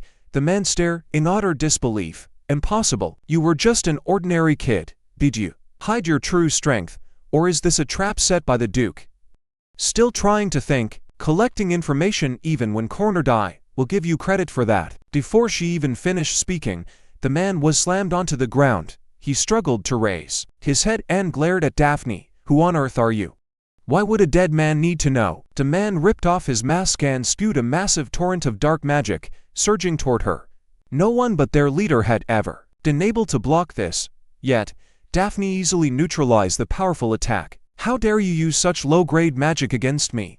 You are 100 years too early to hurt me. Witnessing his ultimate move easily dissolved, the man was dumbfounded. Although dark magic was similar to the death energy of the Calamity, Daphne's power was on a completely different level. Solving this was child's play for her. Slumped on the ground, the defeated man finally faced reality. This girl was absolutely not someone he could handle. He had to deliver this information to their leader. He channeled dark magic into his own heart. Once he died, his companions would sense his fading aura and report to the leader. All for the specter, but Daphne was not about to let him have his way. With a wave of her small hand, the magic was forcefully extracted. He completely broke down. How is this possible? To me, death is just cause and effect. I am both the great black dragon and the evil Calamity. Daphne grabbed the man by his collar, her glowing purple eyes flashing with absolute authority. Your life belongs to me. Death can only be granted by the Calamity. Now, tell me everything you know. Under interrogation, the dark mage confessed. He had snuck into the Duke's estate to assassinate Daphne. Instead, he was instantly subdued, and she forced the shocking secret out of him. A dark mage organization called the Spectre existed. They wanted to eliminate Duke Arcadian, hunt down dragons to seize god fragments, and rule the world. Mockery flashed in Daphne's eyes. Something even gods could not achieve, yet mere humans dared to dream of it, but perhaps it was this insane belief that made them so dangerous. After all, they actually slaughtered the white dragon, and the Spectre was targeting Daphne because they wanted to kill her before her curse triggered, allowing them to steal the massive death energy inside her. Currently, they had not acquired their full power yet, meaning she had time. But as long as she lived in this body, she could not escape their hunt. If they launched a massive surprise attack, Daphne's current state would not be enough. Her only way out was to become stronger. If she could transcend everything, she could defeat the Duke, the Emperor, and the Spectre, and even break her curse. If she could transcend everything, she could defeat the Duke, the Emperor, and the Spectre, and even break her curse and change her destiny. Just then, the elven doctor, Teddy, pushed open the door and saw the black puddle. He was instantly horrified. "Lady Daphne, what is that monster? Why is there a corpse in your room? He is not dead yet, and he cannot die here." Teddy held his breath in disgust to examine the paper-thin dark mage. "Oh my god. There is absolutely no power left. You drained him completely. Anyone would think you were a vampire." Daphne shared her information with Teddy. He scoffed in disdain. "Mere humans dreaming of world domination. How pathetic. But those humans killed the white dragon. No one knows what the future holds." She warned Teddy to stay cautious. Yet, she felt a fiery fighting spirit ignite within her. "Since they dared to mess with me, I will not let them win. Take that guy and dispose of him. Do not leave a trace." Recalling how the assassin tried to commit suicide, she realized the Spectre members might have a special way of communicating. Teddy's face went pale, assuming Daphne wanted him to murder and bury the guy. But Daphne calmly said, "No need for all that. Just dump him far away. I already erased his memory. Not killing is my rule." Teddy prayed she would stick to her rules while he cleaned up the paper dolls. Suddenly, he remembered something. Rumor had it a great sage was spotted in the western desert. "I want to go investigate." Daphne, "Got it. Go ahead," she muttered from her blanket.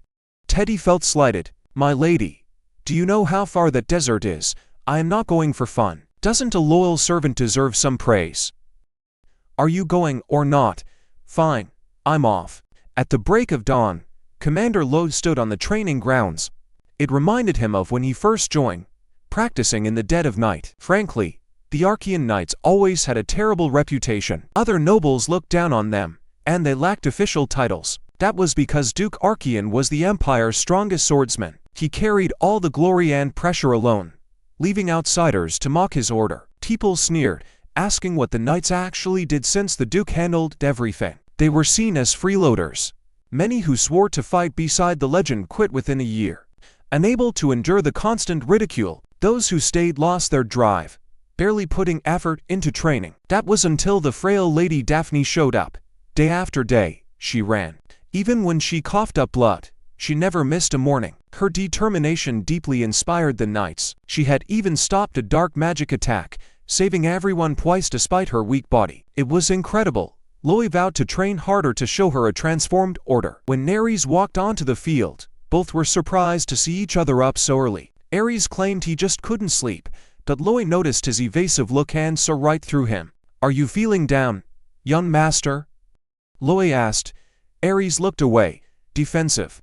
"What do you mean?" "Seeing Lady Daphne defeat those monsters, did it make you feel bitter, or maybe even jealous?" Realizing he was caught, Ares quickly denied it. "No, I just think she is amazing. I wanted to praise her, not feel jealous." "Actually, you should be jealous," Lowe replied, catching him off guard. "Deadness is what drives us to grow stronger. Talent is dazzling, but it cannot beat years of sweat." "Do you really believe your hard work was for nothing?" Ares clenched his fists. True, Daphne was ahead now, but one day, he would catch up. He would stand proudly by his father as a true knight. Just then, Daphne stepped onto the field and saw knights collapsed everywhere. Lowe trotted over, beaming. "My lady, I ramped up their training. Since you fought so hard, we can't slack off. This is for our future." Even Master Ares volunteered. Daphne glanced at Ares, who was doubled over. "You mean that half-dead skeleton over there?" Lowe smiled with pride. "I warned him it was too brutal, but he refused to quit. At this rate, he will definitely become a phenomenal swordsman in a few years." Daphne gave a slight nod. "Good for him, but why tell me? Report it to the Duke." Then Daphne got down to business, looking seriously at Lowe. "Do you know where to find the dark mages?" Lowe froze, his face turning pale. "My lady, please tell me you aren't planning to hunt them down." "Absolutely not. We survived on pure luck this time, but next time, we won't be so fortunate." Daphne glared at him, utterly insulted. "Luck? Did you just call it luck?" Fire flared in her eyes. She snatched Lowe by his collar. "Then let me show you firsthand. Let's see if your luck holds up against my raw power." Lowe stammered out apologies. Suddenly, a green figure rushed in to intervene. "Daphne, you are still sick. What are you doing out of bed?" It was Papera. Daphne froze, while Ares stared in shock. "What are you doing here?" "We haven't met in 2 years," Ares gasped. The Papera ignored him, walking straight to Daphne. You need to rest, you just woke up. She handed her a potion vial. I brewed this myself to help you recover. Daphne took the vial and examined the clear, highly refined liquid. She smiled inwardly. The girl was talented. With the right training, she would be invaluable. She would be a powerful ally. Seeing Daphne smile, Pepera felt a rush of relief. She actually liked the gift. Pepera had feared she would toss it out like trash. Daphne really had changed. It reminded her of that arrogant elf, Teddy, who had surprisingly taken her on as an apprentice. You are Pepera, right? I am your teacher now. I hate humans, but you are special. Once you can handle this, I get my freedom. Let's do our best. Though the elf was strange, sending him felt like Daphne's olive branch. Then, she recalled her mother's dying wish to protect her sister. Pepera vowed never to let her mother down. She shoved a massive bundle of potions into Daphne's hands. Take these two. She rattled off all the ingredients in one breath. When Daphne stayed quiet, she panicked, thinking she was annoying her. If you don't want them, I can take them back. No, they're perfect. Thank you, Daphne replied. This sweet sisterly moment left Ares completely bewildered. Hold on. What is going on? Don't ignore me. Pepera, you wouldn't even step outside when I asked. But now you're best friends with Daphne. Pepera blushed, explaining that Daphne had helped her first. She wanted to act like a real older sister now. Ares stared at Pepera, who had spent 2 years in isolation after Daphne bullied her. Now, she was completely at ease. She must have felt the change. The warm atmosphere felt almost like a real home. Wait, what's in this potion? When did you learn alchemy? Is it even safe? It works wonders. I tested it on myself. Daphne and Ares gasped. You did what? I would cut my skin and apply the salve, or drink it when I was exhausted or out of mana. It worked great. Daphne and Ares were totally speechless. Are you insane? Do you have any idea how dangerous potion side effects can be? But then, Daphne got a brilliant idea. Since the knights were training hard, they would constantly face exhaustion. They would make perfect test subjects. Test everything on the knights. No more hurting yourself. Ares chimed in. Exactly. They are sturdy. Go wild. The knight slumped to the ground, weeping in despair. Well, we're dead anyway. The chaos finally settled. Ares grinned. I'm just glad you're back, Pepera. It's been ages since the three of us hung out. If our big brother was here, it would be perfect. Pepera nodded. This is already enough. Ares wrapped his arms around both girls, beaming. Yeah, this is perfect. The sudden warmth caught Daphne off guard. A strange sense of safety washed over her, and she began to relax. From a window, the Duke watched them, lost in thought. His aide, Bolin, entered carrying a stack of documents. My lord, the palace is awaiting our reply regarding the crusade against the Dark Mages. Since the attack, the public has been terrified. To restore order, the Emperor ordered a total purge of the cultists, promising massive rewards to those who join the hunt. The decree spread rapidly through the nobility, but the Emperor summoned the Duke privately. Cross, you've lost too much. You don't have to do this if you don't want to. I want you to make the choice that is best for you. The Duke stared out the window. For Alice's sake, revenge is the only path. But dark mages are like weeds. Even if you burn them, the roots remain. Must I drag myself back into that endless war? Bolin watched his master's lonely figure, feeling his pain. Anyone else would have broken by now. But my lord, if you back down now, the path forward only gets harder. Suddenly, the door burst open. Daphne marched right in.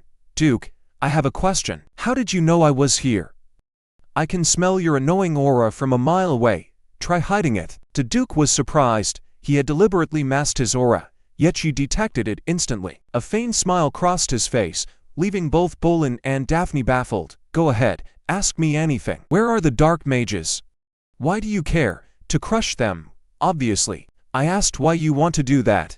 Daphne hesitated. She couldn't exactly confess she wanted to harvest their death energy. It is for revenge. Bolin interjected, catching Daphne off guard. They hurt so many people. Of course she wants justice. Planning a counterattack right after waking up such a noble and selfless heart. She truly is your daughter, my lord. Daphne wanted to argue, but the last line made her blood boil. Who would want to be his daughter? Is it really for revenge? The Duke asked. Daphne hesitated. Should she snap at him and get thrown out, or play along to get the location? Swallowing her pride, she decided to lie. Yes, I want revenge. With your current power. Impossible. You do not even have the power to defeat me. Daphne instantly regretted holding back. She should have just punched him. I hear you are practicing swordsmanship. Let me train you myself. By then, you will have the strength to fight the Dark Wizard. He originally assumed Daphne was doomed to die, so he ignored her. But now, the spark in her eyes was no longer the fading light of a dying girl. Daphne, however, just scoffed. Why should I learn from you?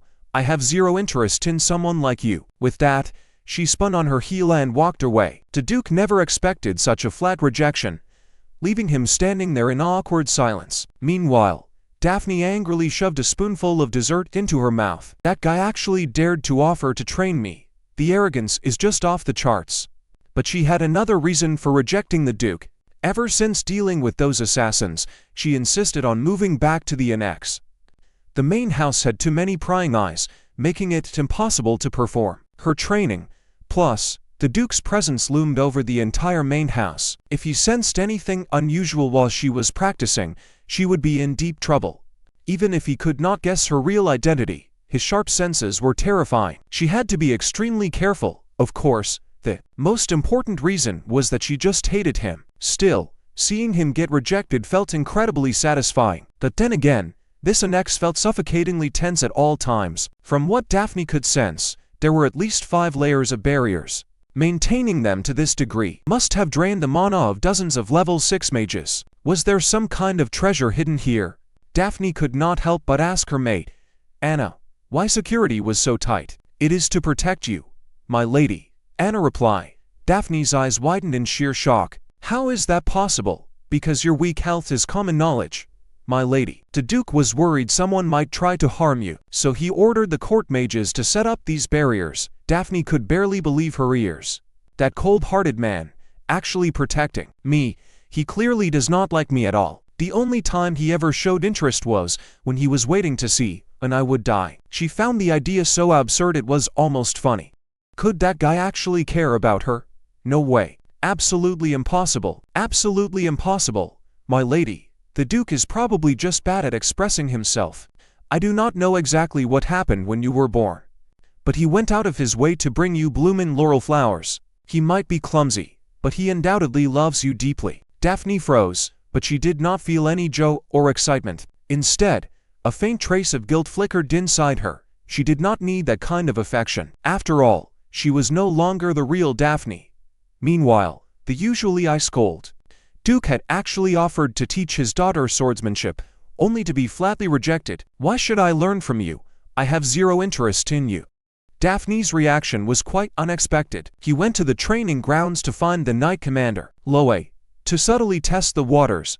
If I said I wanted to teach you swordsmanship, how would you react? To his surprise, Loe immediately took this as I'm personally going to train you, going 90 degrees in gratitude, and begging the Duke for his guidance. The Duke wanted to explain that he did not mean it that way, but before he could speak, Lloyd had already excitedly gathered all the knights to announce the massive news. Hearing that the Empire's top swordmaster would personally train them, the knights erupted in excitement, tears streaming down their faces. Mama, I made it. Is this a dream? Is it real? I can die happy now. Seeing this reaction, the socially awkward Duke had no choice but to go along with it. This is definitely the normal reaction, right? If even the seasoned knights are this thrilled, why is Daphne so resistant? The Duke suddenly felt a wave of defeat. Duke, so this is where you were. A familiar voice called out from behind, and there was Daphne, hands on her hips, pointing at him with supreme arrogance. I, the Great One, have decided to give you a chance. I will graciously let you teach me just this once. This sudden change of heart left the Duke utterly bewildered. On the carriage, Daphne stared out the window, her mind racing. This change of mind was not without reason. She recalled Anna's words and the holy relic the Duke had given her. Slowly realizing that the Duke did not seem to hate her dragon form, his silence was more like a clumsy way of protecting her. But this realization made her even more uncomfortable. She always remembered that she was Celis, the terrifying Calamity dragon, not the real Daphne Archean. This unpleasant feeling made her feel like she was stealing the kindness meant for the real Daphne. However, instead of letting herself be dragged down by these emotions, she might as well use this opportunity to squeeze everything she could out of him. Why did this path look so familiar? Didn't you say we were going to practice? Where are you taking me? My sword technique's power is immense. To avoid hurting anyone innocent, I have always practiced alone in a private spot. When the carriage stopped, Daphne's heart skipped a beat at the sight of the old wooden cabin. Before her, a powerful wave of familiarity washed over her. How is this possible? This is clearly. Dusty fragments of memory began crashing into her mind. Human, a sword isn't something you just swing around a couple of times. Even if you're a dragon, you have no right to look down on my blade. Daphne thought she had long forgotten it. To her, human lives were like fleeting blossoms, transient moments that did not need to be remembered. Yet, the memory of this cottage, and the old man who had once taught her swordplay here, the only human who had ever accepted her calamity form, still occupied the softest corner of her heart. Tragically, due to her own foolish pride, she had never even asked his name before he passed away. Why did you bring me here? The Duke looked at the old cabin. This was my master's home. Daphne recalled the old man's teachings. A truly great existence is one that embraces lives weaker than itself, protecting the weak and defeating the strong. That is what is truly remarkable. She finally asked, in a quiet voice, the long overdue question. What was your master's name? Bertio Archean. He was also my grandfather. Meanwhile, in the far western desert, the elf Teddy was panting heavily under the blistering hot sun, shouting at the nimble, running figure ahead, yelling with all his might, "Stop right there, great sage! If I stop just because you told me to, why would I even be running?" Teddy was about to lose his mind. If this damn great sage actually escaped, that crazy dragon would absolutely slaughter him. If I die of exhaustion, you'll be the murderer of an elf, hunted by all elves for the rest of your life. The great sage laughed heartlessly. If you promise not to touch me, I'll stop. Having no choice, Teddy agreed, slowly shuffling over to the great sage's side, while gasping for air. Are you really human? How is your stamina this insane? To his surprise, the great sage pulled out a notebook. An elf is actually praising me. I must write this down in my diary. I am recording my daily experiences over the past 100 years. If I publish it later, maybe it will help future generations. Teddy was slightly surprised. Has this guy really lived for over 100 years? I say, great sage, my name is Theosin. Fine, Theosin. Do you know Lord Celis? Of course I do. Then you should know why I am here, right? And you should understand why I'm running away, shouldn't you? If I get too close and see Lord Celis suffering, I might get dragged into it myself. Besides, I can only laugh at him properly from a safe distance. This sentence instantly struck a deep chord with Teddy. Me too. I also hope that crazy dragon suffers as much as possible and never shows his face in front of me again. After venting, he sighed helplessly.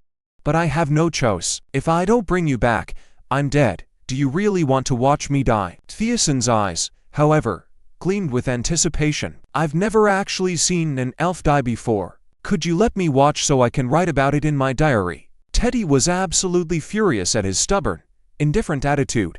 Just get back with me already. He will never let you go, no matter where you hide. Theosin finally dropped his playful expression and gently brushed off Teddy's hand, which was gripping him in agitation.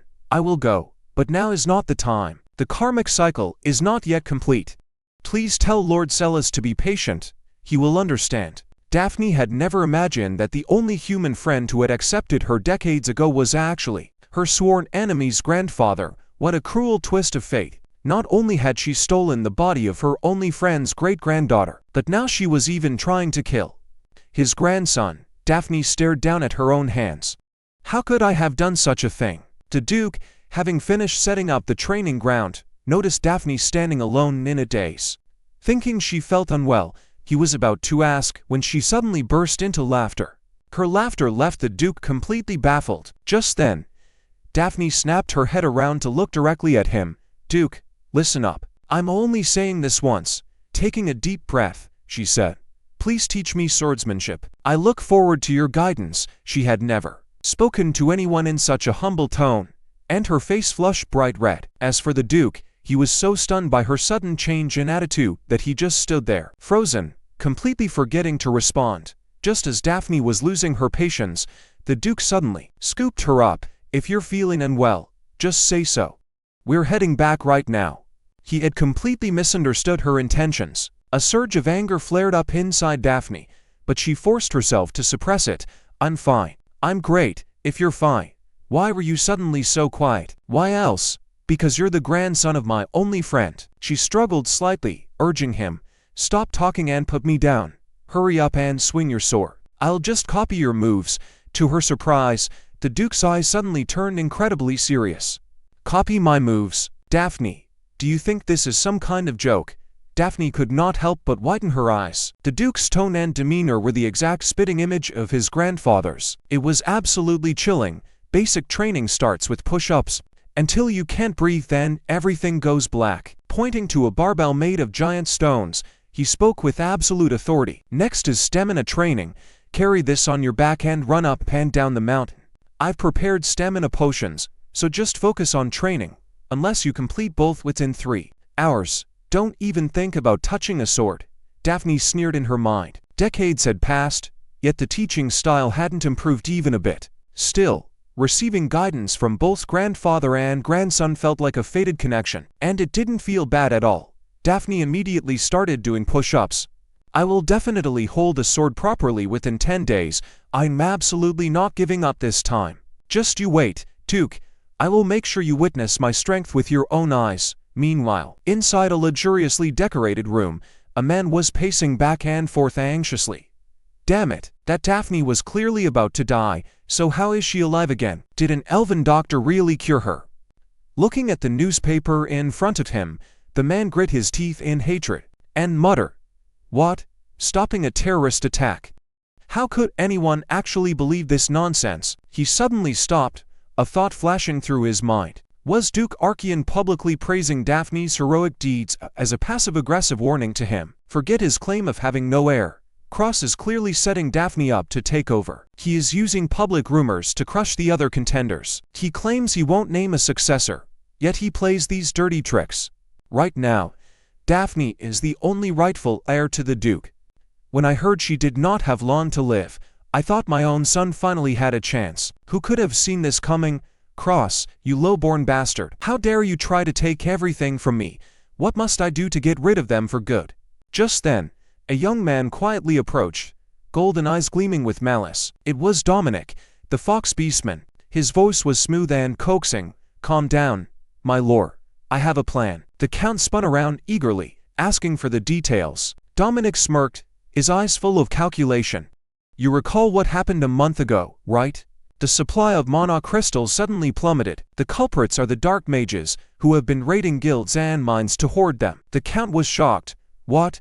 They had been operating under our noses this entire time." Dominic's lips curled into a sinister grin. "Exactly. A subjugation force will be formed soon. All we need to do is slide Lady Daphne into that unit." The Count's face fell. "What do you mean by that?" "I want Daphne dead, but I won't kill her myself. Don't look at me like that, my lord. I thought this through. Sending the little hero who stopped the terror attack will boost morale. But in the end, she is just a 5-year-old child. She might enjoy playing hero, but how long can that facade last?" Dominic's words were layered with malice. "The soldiers on the front lines will see her true, weak self. We just patiently wait for her to be exposed." The Count's expression softened. "But like you said, she is just a child. What if the Duke refuses?" Dominic smirked. "That is even better. Rumors will start spreading, calling her a coward who fled, and that her previous heroics were pure luck. After all, what kind of hero is too afraid of the front lines?" The Count sighed in relief. "Fine. We do it your way. You never disappoint me, Dominic. I won't let that half-baked Duke get his way." Dominic bowed elegantly, oozing confidence. "Rest assured, my lord, I will make sure Lady Daphne's reputation is utterly ruined." Meanwhile, a 5-year-old girl was lifting a 500-pound barbell for weight training. Gritting her teeth, she pushed through for 30 minutes. The moment she dropped it, Daphne collapsed. This was only day for a formal training, and she had already fully realized the Duke's utter ruthlessness. The grandson is even meaner than the grandpa. With this insane intensity, even a bug could master swordsmanship. Remembering her defeat to the Duke, Daphne's pride stung. Since he was the grandson of that old master, she decided to consider him lucky. Maybe she would throw his family a bone if they ever faced ruin. But that was it. She would never forget that bastard. Daphne pulled out a stamina potion and chugged it down. Just then, Ares walked over, looking worried. Daphne, you have been training since dawn without a break. Is father forcing you? Daphne scoffed. Do I look like someone who gets pushed around?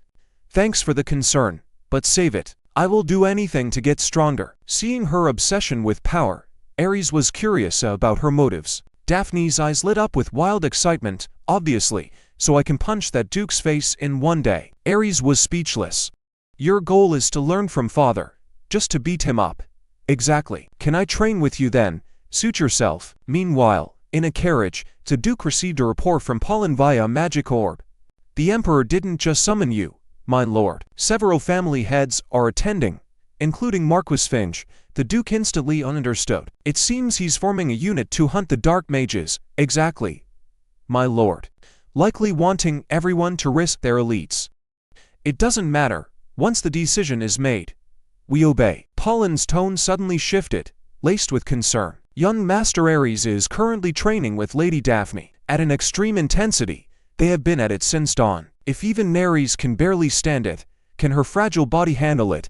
She might collapse. The Duke remained indifferent. She may be physically weak, but her spirit is incredibly resilient. Pollen whispered. She isn't just weak, my lord. Her time is running out. So we should lock her up and clip her wings. Is that the right way? Confronted by the Duke, Pollen insisted. I am worried she will try desperately, even if her hopes are shattered. The Duke's voice remained flat. Whether she holds hope or falls to despair is her choice. No one can stop her. You are uniquely harsh on the young lady. Do you train her because you believe she can actually achieve something? The Duke was silent, recalling Daphne's vow to destroy the dark mages. He shook his head. I don't know. But that uncertainty is exactly why it's worth a shot. Just because. Giving up would be a tragedy. Simply having the courage to try is great enough. No matter how well you protect a bird, you can't cage its instinct to fly. Before they knew it, day 10 of training arrived. Exhausted, Ares was utterly spent. I can't do this. My heart is gonna explode. Daphne rolled her eyes, shoving a stamina potion into his mouth. Finally catching his breath, Ares looked at her in absolute awe.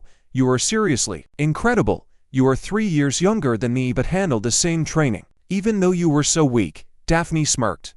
Just realizing how great I am. Just then, the Duke and Pollen walked over. Seeing Daphne still full of life, Pollen was stunned. The lady actually survived. Incredible. Daphne ran to the Duke. See? I did it. Now teach me swordsmanship. Fine. I must leave the estate soon, so I will teach you some basics. Practice them diligently while I am gone. Daphne was raring to go. Awesome. I will train until I blow your mind. Watching them walk away, a flash of loneliness crossed Ares' face, turning into a bitter smile. What was I expecting? I am not his real son anyway. I should just go back to the order. At least they teach father's style there. Suddenly, someone tugged his sleeve. He looked down to see Daphne staring up. Why are you standing there? Move it. Ares was flattered. Wait, can I join too? Daphne dragged him toward the Duke, demanding loudly. Why can't he join? Hey, Duke, why aren't you teaching him? He trained with me the whole time. Pollen gently interjected.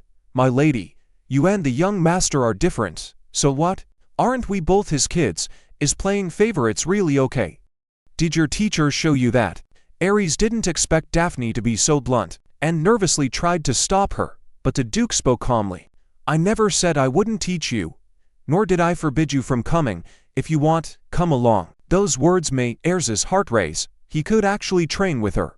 After all, overwhelmed with joy and courage, he shouted, Yes, father. I want to learn swordsmanship from you too. The Duke began explaining the art. Our family's legacy, the galaxy sword, holds the secrets of the cosmos and the stars. The universe encompasses the birth and end of all things. We must study its growth to understand its demise. Do you understand? Hearing this theory, Ares nodded eagerly, but Daphne just rolled her eyes. What is this absolute nonsense? She nudged Ares. Do you seriously understand this? Of course, it is basic stuff, but father is explaining it thoroughly. He is putting real effort into teaching you. Daphne. Daphne was speechless. When Beldier taught her back then, she was too excited to care about such philosophical nonsense. Right now, You can't channel sword aura, so we start with the basics. Holding a wooden sword, the Duke moved, and instantly slashed, creating several overlapping afterimages. This is the comet wave slash. It leaves a trail like a comet's tail, confusing the enemy. Ares gasped, and after image. The enemy wouldn't know which strike is real. The Duke nodded, and turned to Daphne. Do you understand? To his surprise, the girl looked completely blank. What? Comet fart slash. Looking at the stark contrast between the two, the Duke sighed. Can't even grasp the theory. Is it too early? But Daphne knew exactly what this was. This was the exact trick Beldier used. That cheap bastard style of using afterimages. He even gave it such a tacky name. Unbelievable. Daphne rolled up her sleeves and stepped forward. Whatever. Let me just try it. Ares thought he misheard. You learned it just by watching once. To his shock, Daphne instantly swung her sword, creating multiple afterimages. Ares was stunned. No way. How did you do that? You just swing it, Daphne said casually. But she could feel the heavy toll on her body. Her stamina drained rapidly, and her mana fluctuated. If only a dark mage would drop from the sky so I could devour their mana. She knew she had to adapt to this body, and find a new way to utilize her swordsmanship. The Duke was equally astonished. You can't copy this move just by watching once. Have you inherited my talent? Daphne retorted. Why are you praising yourself? Shouldn't you be praising me? Ares quickly tried to play peacemaker. Daphne, with father's personality, a compliment like that is rare. It is already a huge deal. Although the Duke felt the conversation was odd, he wanted to confirm something. When Daphne swung her sword, he noticed something strange. If you want to watch so badly, I will show you. Daphne was about to strike again when Adjutant Paulin rushed in. My lord, urgent news from the palace. The subjugation force was supposed to have 10 guards, 5 reserves, 10 of Marquis Finch's knights, 8 of the Rose Knights, and 3 of our own. But now, there is a new name on the list. The Duke opened the letter, his eyes widening in shock. Written clearly on the paper was Daphne Acqueon. Bolin frowned. They actually wanted the young lady to join the expedition, claiming it would boost morale. Utterly ridiculous. The Duke's eyes turned icy. Was this the Emperor's doing? Or was it a plot by rival families to keep the Duke's house in check? Either way, sending a 5-year-old child to the battlefield was an absolute insult. Whoever was behind this would pay. Prepare a reply immediately. Daphne will not join this campaign. But then, she suddenly popped out, her eyes shining. Dark mages? An expedition? I have to go. Bolin tried to stop her, warning it was no joke. But she refused to back down. She was completely set on going. I am definitely going. Don't worry, I will just drain all those dark mages dry.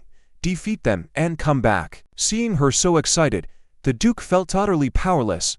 Meanwhile, at the capital's camp, soldiers were preparing in the camp near the city walls. Inside a tent, a young cloaked man was busy working when Tobos burst in excitedly. Lord Rakel, the captain just told us an amazing story. The man smiled warmly, taking up one of the bows and asking softly, what kind of story?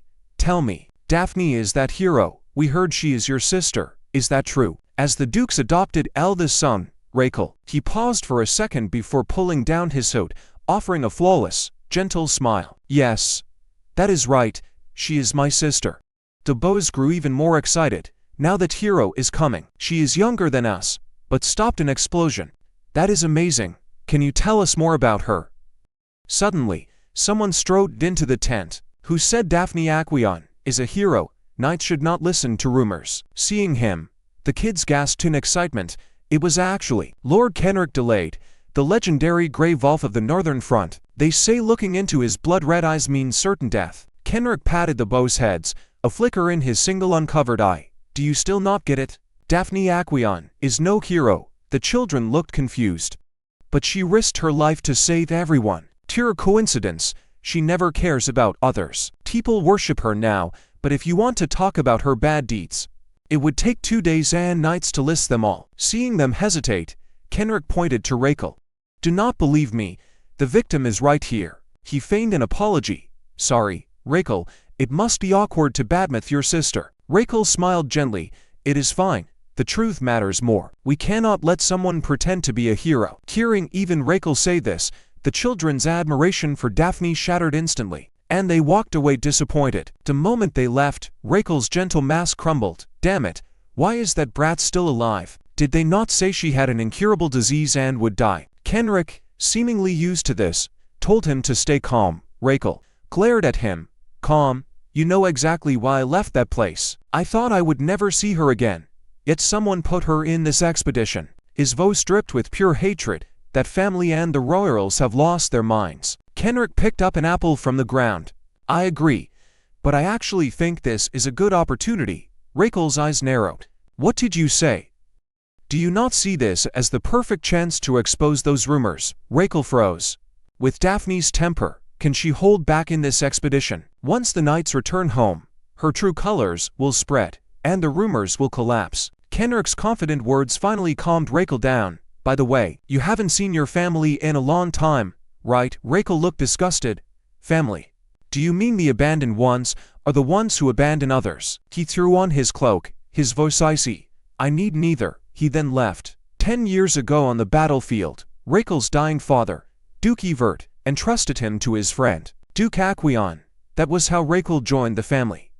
Watching him leave, Kenrick sighed. He has really backed himself into a corner. He was never this stubborn before. Meanwhile, the elf Teddy, who failed to bring back the great sage, was trembling under Daphne's anger. He explained that he did catch him, but the man begged so desperately that he had to. So you let him go? Daphne stomped her feet. Did he at least leave a message? He said our karma is not yet settled, and he will find us when it is. Daphne was stunned. Karma is a cosmic law known to very few. Even this elf knew nothing of it. How could a human know? She smirked. Who on earth is that guy? I am curious. Did you ask him when this karma would end? Teddy slapped his forehead. I totally forgot. Daphne rolled her eyes, changing the subject to her joining the expedition. Teddy nodded. Yes, I am preparing your potions. You are coming with me, so go pack. Teddy was dumbfounded. No way. My lady, I am a doctor. You always make me do random chores. It is hard for me. Daphne's voice went cold. There is something you do not know. I have fully adapted to this body and can use my power. Suddenly, a dark purple magic power erupted from her. Teddy fell back in terror. I will go. I will do anything.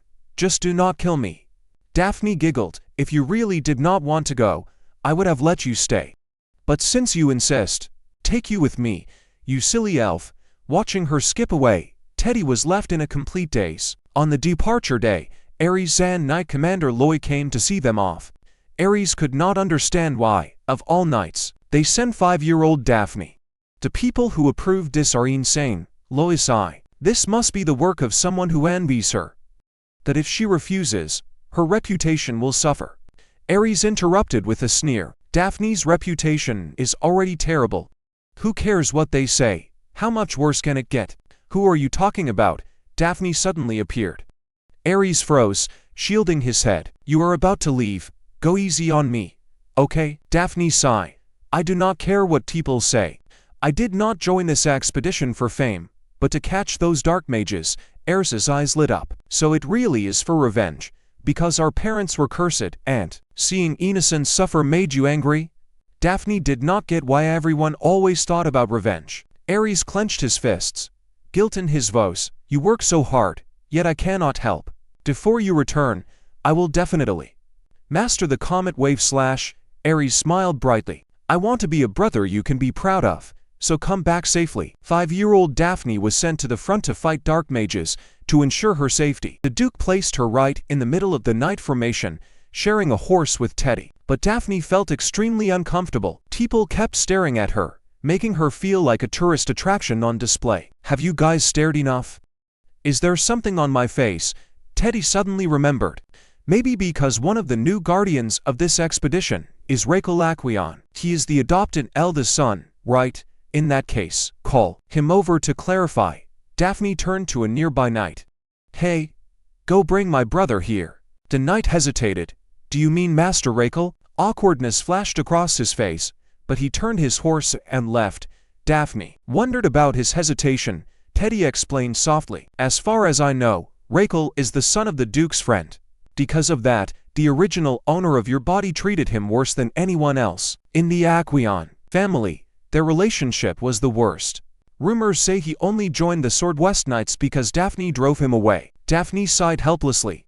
The original owner really caused trouble everywhere. Just then, Rakel rode up. Daphne, I heard you were looking for me. A slight smile touched his lips, but his eyes remained cold. Long time no see, how have you been? That forced smile and their awkward past made her realize he did not want to see her at all. Since we said hello, you can leave. Rakel froze. What? Did you not call for me? I did, but it is fine now. Rakel suppressed his anger. Fine. I will go. Turning his horse, he muttered under his breath, still the same, as annoying as ever. Rakel recalled his misfortune began when his father died. He had begged his mother not to send him away, but she told him, Rakel, only by sending you to Duke Aqueon will they give me money. We cannot even buy bread now. I have no choice. Do not blame me. Hearing her hypocritical words, Rakel was heartbroken. He saw the shiny new necklace on her neck and glittering rings on her fingers. Was he worth less than jewelry? Luckily, the Duke's family treated him well. The Duke trained him with all his effort, and the Duchess cared for him. His fear of being abandoned slowly faded. When Bipera and Ares were adopted, Rakel saw a bright future. This felt like a real home. Maybe one day he could call them father and mother. But after the Duchess died, everything changed. The Duke ignored them, leaving him feeling abandoned again. For his siblings, he endured. He waited silently, mourning her and hoping for the Duke's return. Yet the Duke ignored them, and Daphne's bullying grew worse daily. Do you not know you were sold here? Stop playing the victim. You are not a real child of this family. Every time Rakel remembered this, he felt deeply upset. He only wanted Daphne to leave and never see her face again. Earlier, Kenrick was leading training during a rest. A pink-haired man approached him. Lord Kenrick, you and Rakel are close, right? Have you heard any news?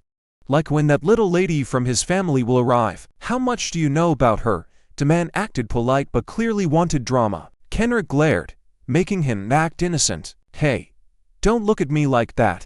None of us had ever met a young lady in waiting. When a little girl wanders into a dangerous place like this, we just want to make sure we don't offend her. Kenrick glared at him. Cut the act. You were clearly just trying to pry for information. The exposed man's smile vanished. Lord Kenrick, if you don't want another beating, you should just spit it out. What did you say? You won twice and now you're getting cocky. The man drew his sword. Hurry up and give me a straight answer. Who on earth is that guy?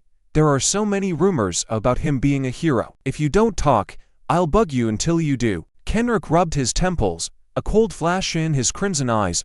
There's nothing to say. Don't let rumors fool you, Daphne. Gian is just a crazy jerk. 5-year-old Daphne followed the knights on the subjugation mission. As dusk fell, the team set up camp.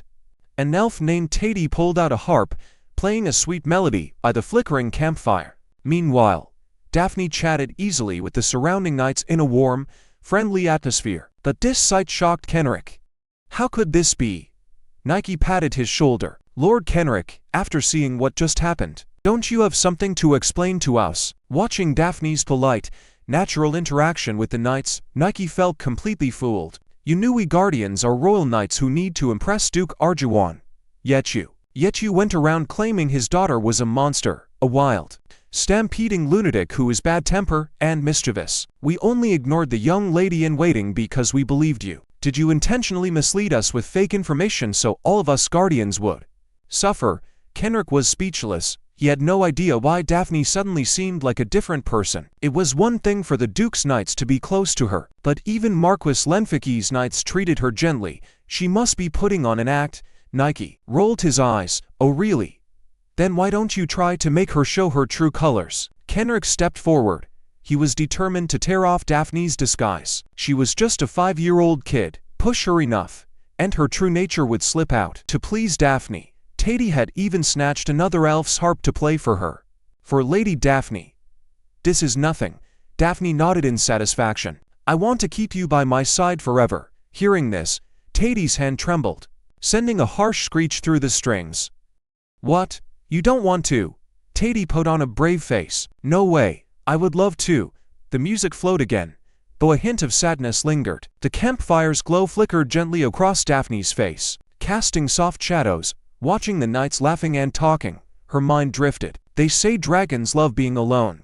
But that is a lie. She had always been lonely, and being wrapped in this human warmth was what truly made her happy. Of course, not everyone accepted her. Hello, young lady. I'm Guardian Kenrick Delayed, Rachel's friend. Daphne set down her cup and looked up. Hello. His gaze swept past the other guardians in the distance, who quickly looked away. So, is there something you need? Nothing special, just worried the camp food might be too rough for your taste. Daphne patted her round little belly. It actually tastes pretty good.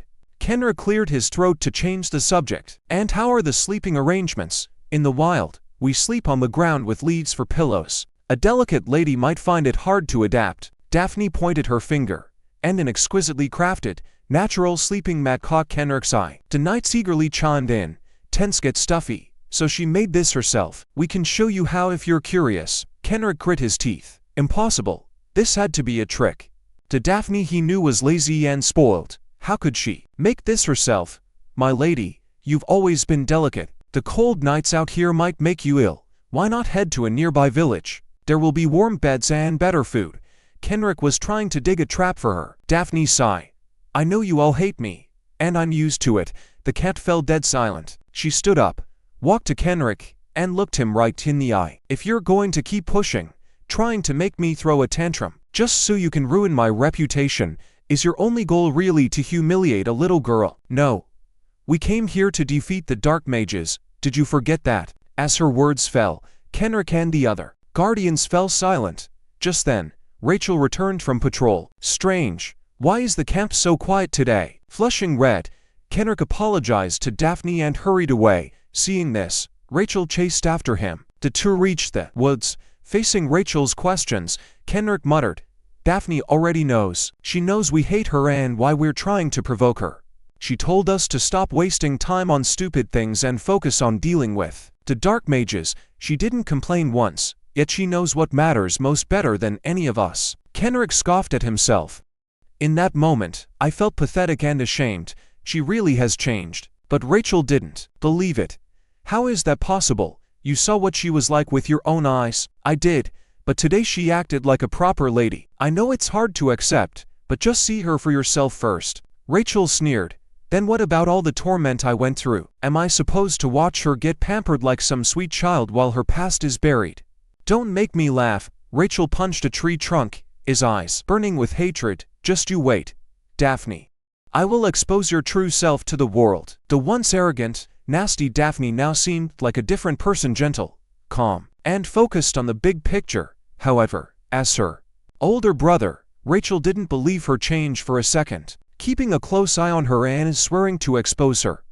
My lady, are you just going to let him be? Daphne sighed, assembling her mattress. Compared to Iris and Vipera, it seems Rachel holds a much deeper grudge. Let him be. Ignore him. But Teddy couldn't stand Rachel. If he has a problem, why can't he just say it to your face? These sneaky humans are so inefficient. Do you really hate humans? Not hate, exactly. Just that their stupidity is incredibly annoying.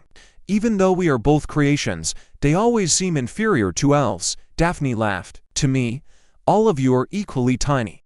Yet you still look down on each other. Isn't that ridiculous? Teddy was devastated. My lady, how can you say such cold things in such a gentle tone? You're far too kind to humans. That's because humans are the weakest. The stronger you are, the more you must protect the weak. Teddy scoffed. But if it's their own fault, why should we protect them? Do you think strength lasts forever? Even the strongest will eventually weaken, and every tiny life has a purpose. If I were the only one left, what use would my power be? It's because the weak exist that the strong have value. Left speechless, Teddy quickly changed the subject. By the way, we're making camp watch earlier today. The sun is still up. Just then, a pink-haired figure jumped out. Want to know why? Let Nike tell you. This is the very spot where the Calamity Dragon triggered that massive earthquake. Since we can't solve this in one night, we should rest early and face it tomorrow. Hearing the word earthquake, Daphne froze. Teddy leaned in and whispered, My lady, was that earthquake really caused by you? That landslide? I was trying to save the villagers, but I accidentally went a little too hard. Were they saved? If they were, I wouldn't be called a calamity. Clueless, Nike comforted her. Don't be scared, lady. That evil black dragon was already slain by your father. Daphne's lip twitched. Teddy quickly held her back, begging her to stay calm. Rachel, watching from a distance, frowned deeply. Daphne was just chatting normally, not hitting or cursing anyone, and showing no bizarre behavior. What on earth is she up to? Kenrick pondered. Maybe the Duke sent her on purpose. He knows you left home because of Daphne, so maybe he's using her change to lure you back. Maybe he just misses you. Rachel scoffed at this. That Duke doesn't care about anyone except the Duchess. He forgot about someone like me long ago.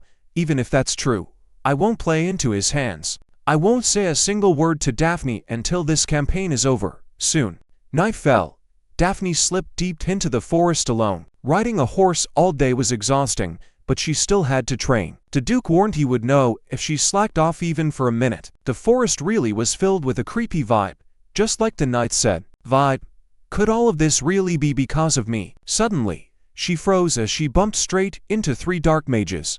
I told you to be careful. The soldiers are nearby. Who cares? We'll just kill them. But this is just a kid. They ignored Daphne completely, crowding together to argue. Daphne was annoyed. Who are you talking about killing? Secretly, she was thrilled. These 3 dark mages had delivered themselves right to her, making it easy to absorb their death energy. I only have one question. Why on earth are you here? One dark mage sneered. We were ordered to find the remains of the great Calamity dragon. Daphne's eyes darkened. The great sage said that finding the body would lead to the answer. Were these people also after her old body? Why are you looking for the remains? To seize that great dragon's power, of course. Shut up, idiot. His companion kicked him over, turning to Daphne with a glare. Kid, time to die. He channeled dark magic, and a dark purple flame shot from his palm, lunging straight at Daphne. Daphne leapt gracefully, but the fire still grazed her arm. She landed steadily, while the panicked dark mage gasped. She took my dark magic. How is she still alive? The burning pain made Daphne gasp. This mage's magic was weaker than the assassin's, but facing 3 opponents, she wasn't completely confident.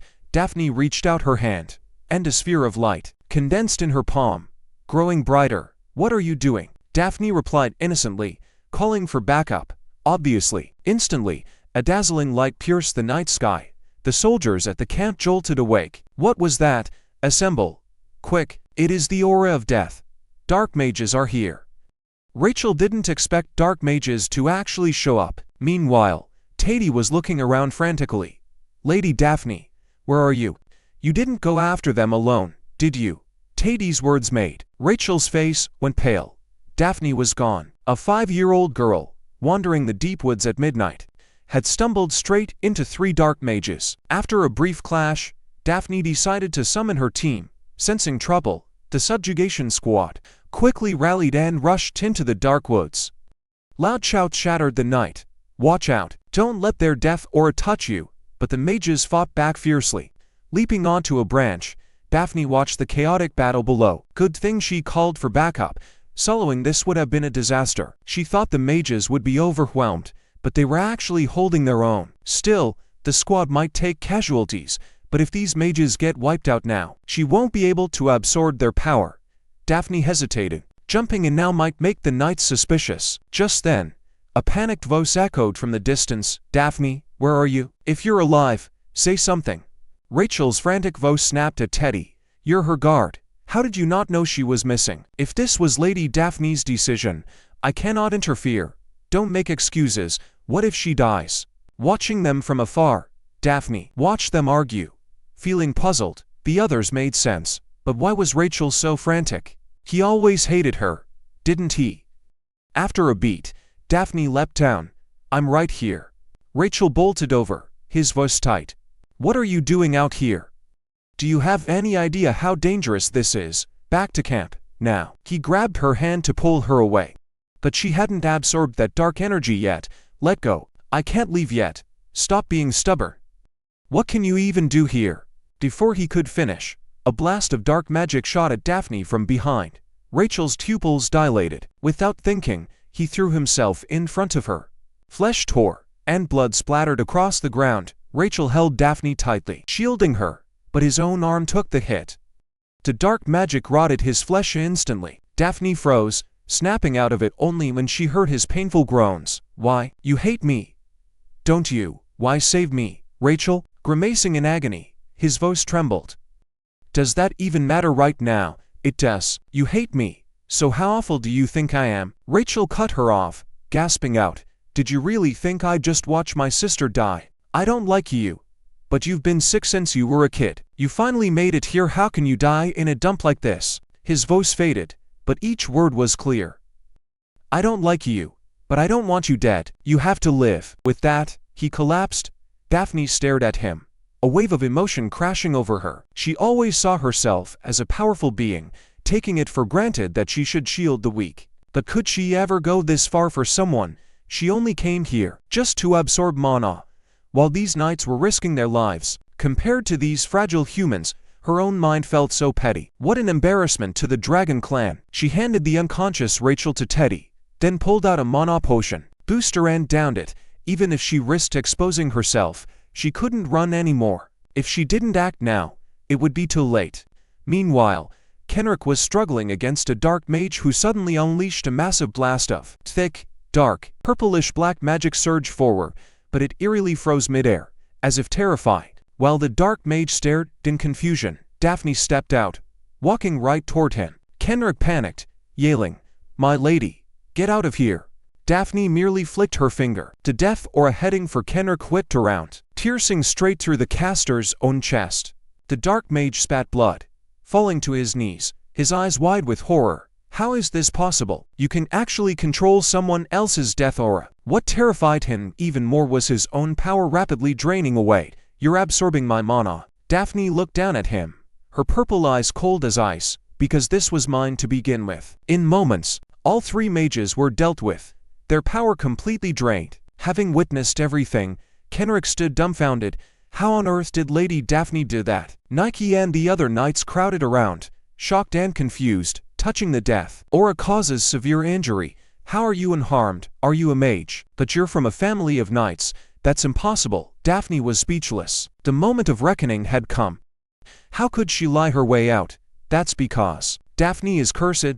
Teddy suddenly blurted out. A dark mage once cursed Lady Daphne, which is how she got the power to control the death aura. Daphne quickly nodded along. Yes, I didn't want to reveal this. This curse brings me pain, but it also gave me this power. The group was stunned. They always thought Daphne was just sick, never imagining she was cursed. But the next second, the potion's side effects hit hard. Daphne spat out blood and collapsed. A 5-year-old girl had turned the tide of battle alone, capturing 3 dark mages and saving the squad. But with her power fully depleted, she coughed up blood and fainted. At a nearby village inn, everyone sat in silence, the atmosphere heavy. What if something happens to her? Back then, the death aura around Daphne was too intense. Even unconscious, she looked in absolute agony. In the quiet, a knight spoke up. Could Duke Archuan have foreseen this and sent her on purpose? Did he know she carried that cursed power, using her to save us in a pinch? The Duke isn't that kind of person. Rachel, head down, suddenly looked up. Does assuming that make you feel less guilty about being too weak and dragging her down? The knight quickly backpedaled. The room fell silent again as Rachel's mind kept replaying Daphne's words. You hate me, don't you? Why save me? The sheer disbelief in her eyes kept eating at him. Yes, he still hated her. The years of mental torment she caused weren't easily forgotten. In his heart, she was still a bad kid. But Daphne, please don't die. At least let me keep hating you. Just then, soft footsteps echoed from the stairs. Everyone looked up in shock. It was Daphne, slowly walking down. Kenrick rushed over. My lady, you shouldn't be moving. Are you okay? Daphne waved her hand. Her steps were shaky, but she walked straight to Rachel. Rachel jumped up. Are you okay? Daphne caught her breath, looking at him. I'm fine. I just need to say a few things. She thought of how Rachel had risked his life to shield her. He did it so naturally, as if protecting her was his absolute duty. Covered in wounds, his first instinct was still her safety. This instinctive, selfless protection felt foreign yet impossible to ignore. You're an amazing big brother, and thanks for saving me. In the desolate desert, the great sage, walking alone, suddenly stopped and looked up at the starry sky. Moonlight fell like a veil, wrapping around him. The ends of his hair quietly turned white, yet he wore a deep smile. It seems Lady Daphne succeeded. Finally, It is time to say goodbye to fate. The subjugation squad split into two paths. Nike and Fiona escorted the dark mages back to the capital, while the rest continued their mission. Kenrick solemnly advised Daphne, "My lady, you've done too much and haven't recovered. Please return to the Duke's estate to rest." How could Daphne agree? Her mana level finally hit 230. No way she'd quit now. She needed to drain a few more mages. None of you can resist the death aura. Without me, you'll all die, she hoped. Arrogant speech to force them to let her stay, but it backfired. Hearing this, the knight's eyes welled up. Is Lady Daphne staying because she's worried about us? You wanted to protect us. We're sorry we're too weak. I think you guys might have misunderstood, Daphne started, but Rachel cut her off. I don't know what you're planning, but go back first. As an apprentice, I've lagged behind. You made me rethink my path, and I will. Stay vigilant. No matter what, I'll fight to the end. Daphne frowned. Stop talking big. What can a weakling like you do? You'll just die for nothing. Kenrick spoke solemnly. Thank you for your concern, but we've made up our minds. Even if our strength is lacking right now, we will never let anyone die. The surrounding knights looked over, eyes full of determination. Could you please trust us just this once? Daphne was stunned, then sighed softly, finally giving in. Why do they have to risk their lives like this? She summoned the spirit Teddy, giving him a task.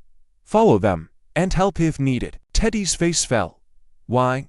No way. If you obey, yesterday's offense is wiped clean. Don't worry, milady. Mission guaranteed. The knights gasped. Aren't spirits a race that even ignores the Emperor's orders? What does she have on him? Upon parting, Rachel called out to Daphne again, his tone still awkward. I'm grateful for your help, but that doesn't mean I forgive you. But then he grabbed her shoulders and warned. Take your medicine on time, get a reliable doctor. Don't let Iris disturb you, and don't eat Purra's weird pills. Got it? That Purra makes, got it. But when Daphne finally returned to the mansion, a far worse situation awaited her. Looking at the news about the squad capturing dark mages, the Duke's face was dark as ire. He looked up at Daphne, his voice cold. This situation is far more serious than I imagined. Do you have anything to say for yourself? She was the hero who defeated the mages, yet his face was terrifyingly grim. Do you have anything to say? Daphne protested. That's unfair. I did nothing wrong. Why should I defend myself? The Duke scolded in a deep voice. Do you have any idea how much effort I put into hiding your curse? Even if a few people notice, it will cause a storm. Daphne shrugged. But didn't it turn out great? The squad survived and captured the mages. Is there a problem with that? The Duke slowly walked over, his eyes falling on her. You're hurt. Ever since the day they captured the mages, Daphne had slept for a whole day. Even after returning, she couldn't get out of bed for a long time. But she didn't think it was a big deal. Suddenly, a wild thought popped into her head. Wait, are you actually worried about me? The Duke denied it instantly, but Daphne clearly caught a fleeting look of worrying on his face. He quickly issued a gag order, forbidding anyone from discussing the curse, and warned her to stay safe. Daphne smugly arched her eyebrows. Not worried about me? Then why tell me to be careful? As the Duke turned to leave, she stopped him. By the way, where is the dragon you defeated back then sealed? Since learning the warlocks wanted the power of its dragon body, Daphne couldn't let it go. She couldn't just stand by. The Duke gave her a searching look. Why do you ask? Daphne probed. I know it's a secret, but between parent and child, sharing a secret or two is normal, right? At least give me a hint. Before she could finish, the Duke grabbed her and tossed her out. Fuming, Daphne spent hours alone in the training yard swinging her sword. She didn't need that jerk's help. She could do it alone. Her magic had leveled up again. Once she grew stronger, she would crush those dark mages. Unleashing a flurry of strikes, she heard a sweet voice call out, Lady Daphne. A cheerful voice echoed. Daphne turned to see a pink-haired girl bowing with a smile. I'm Breeza Finch. Do you remember me? It's an honor to see you again. Daphne finally remembered her from the ball. That weak human girl. Long time no see. Need something? Breeza blinked. I got permission to visit today. Didn't you hear? Daphne vaguely recalled a maid mentioning it and warning her not to train. This afternoon, she looked down at her dirt-tan sweat-stained clothes. Give me a second. I'll change. No need. My lady. Breeza waved her hands. This shows your hard work. Seeing you like this makes me so happy. Plus, you're my savior. She still vividly remembered Daphne rushing into the flames to rescue her. The memory always made her heart race. If she could just stay by Daphne's side, she could surely become someone better. Actually, this visit isn't about my family. I brought you a gift, please accept it. She carefully opened a box, revealing a bamboo sword. It's a special practice sword. Usually, it has no blade, but channeling Manhwa forms a sharp edge. The weight adjusts to your power. Daphne took it and swung it twice. It felt incredibly light and smooth. To complement your skills, I added a magic stone. Though it certainly can't match your true strength, it should be perfect for practice. What do you think? Daphne examined it. The craftsmanship was flawless. Thank you. I'll make good use of it. Brissa's eyes lit up with excitement. Wonderful. Lady Daphne. Blushing, she hesitated. Remember when you called me your subordinate? Please officially make me your very first follower. Is that okay? Daphne blinked. Seeing her hesitation, Brisa quickly added, I'm a mage. Even if I'm not strong yet, I just contracted with a low-tier spirit. I'll be useful, I promise. So please, let me be your follower. She waited, holding her breath. Daphne had never met anyone so eager to serve, and found it amusing. Do you even know what my plans are? Rushing to join me, of course.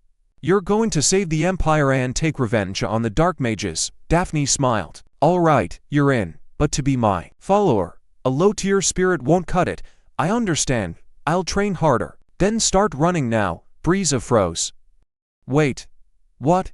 Daphne flashed a mischievous grin. Want me to train you so you'll sleep like a baby tonight? Now. Move it. Run. Daphne smirked. Meanwhile, in the Duke's office, the Duke sat with a dark expression. How did Daphne know about the sealed dragon? Aside from himself, who sealed it, and the Emperor who ordered it? Absolutely. No one knew. How did she find out? The secret of the sealed Calamity dragon was out. The Duke's heart sank. Where did she get this? Could the Dark Mages have uncovered this truth? If Daphne heard it from them, it would make sense. But how did the warlocks find out? With growing doubts, he decided to check. In his study, the Duke channeled mana into his cane and tapped the bookcase. Instantly, all light was swallowed. He walked straight into the darkness, soon reaching a massive cavern. In the center, a colossal black dragon lay dormant, bound by layered magic circles. This was the sealed Calamity, Celis. The Duke inspected the area, but found no signs of intrusion. Frowning, he wondered where Daphne got her intel. Surprising to see you here again. A calm voice echoed from behind. The Duke turned instantly and bowed into the darkness. Greetings, son of the Empire. It was the Emperor, creator of this pocket dimension, holding the Calamity. After quick pleasantries, the Emperor asked why he came. The Calamity didn't die. It was only sealed. Rumors are spreading, the Duke said, hiding Daphne's name. So it has come to this, the Emperor sighed. You expected this. The Duke looked up, hand froze. A brilliant gold light flared. A massive, majestic golden dragon materialized, filling the cave with light. The dragon then shifted into human form, an elegant woman with blonde hair, golden eyes, and curved horns. You're the second human to see this form. She smiled. Seeing the Duke's calm face, she teased, I thought you'd be more surprised. This is actually me at my most shocked, he replied, lowering his gaze. Was his inability to refuse her, and the comfort her voice brought. All because she is a dragon. Why show me your true form? The Emperor snapped her fingers. The cave dissolved into a vast garden. Your leg hasn't fully healed. Sit, she said, looking into the distance. Where to begin? You once asked what kind of entity the Calamity dragon was, and why it brought such disaster. I didn't answer then. Not because I didn't want to, but because I couldn't, she smiled bitterly. In this world, cause and effect rule everything. Every action demands a price. But while this law governs all living things, it doesn't apply to dragons. Even if my orders make no sense, your minds naturally justify and obey them. Then why doesn't the law of cause and effect bind dragons? The Duke asked, staring into her golden eyes. Because of the Calamity, she smiled. You truly are clever. The dragons once desired a vessel to bear our karma. Another dragon, and I refused. But the other three forced its creation. That is the Calamity, the Black Dragon. The Duke was silent, and the disasters he caused, they weren't his choice. He did nothing wrong. The Duke understood. Celis was like a vessel, forced to hold the fallout of all dragon sins. The Emperor sighed. He was made by our kind, so I want to take responsibility. That's why I had you seal him." Her expression hardened. "I thought this would end it, but the other dragons seem to have contacted the Spectre group.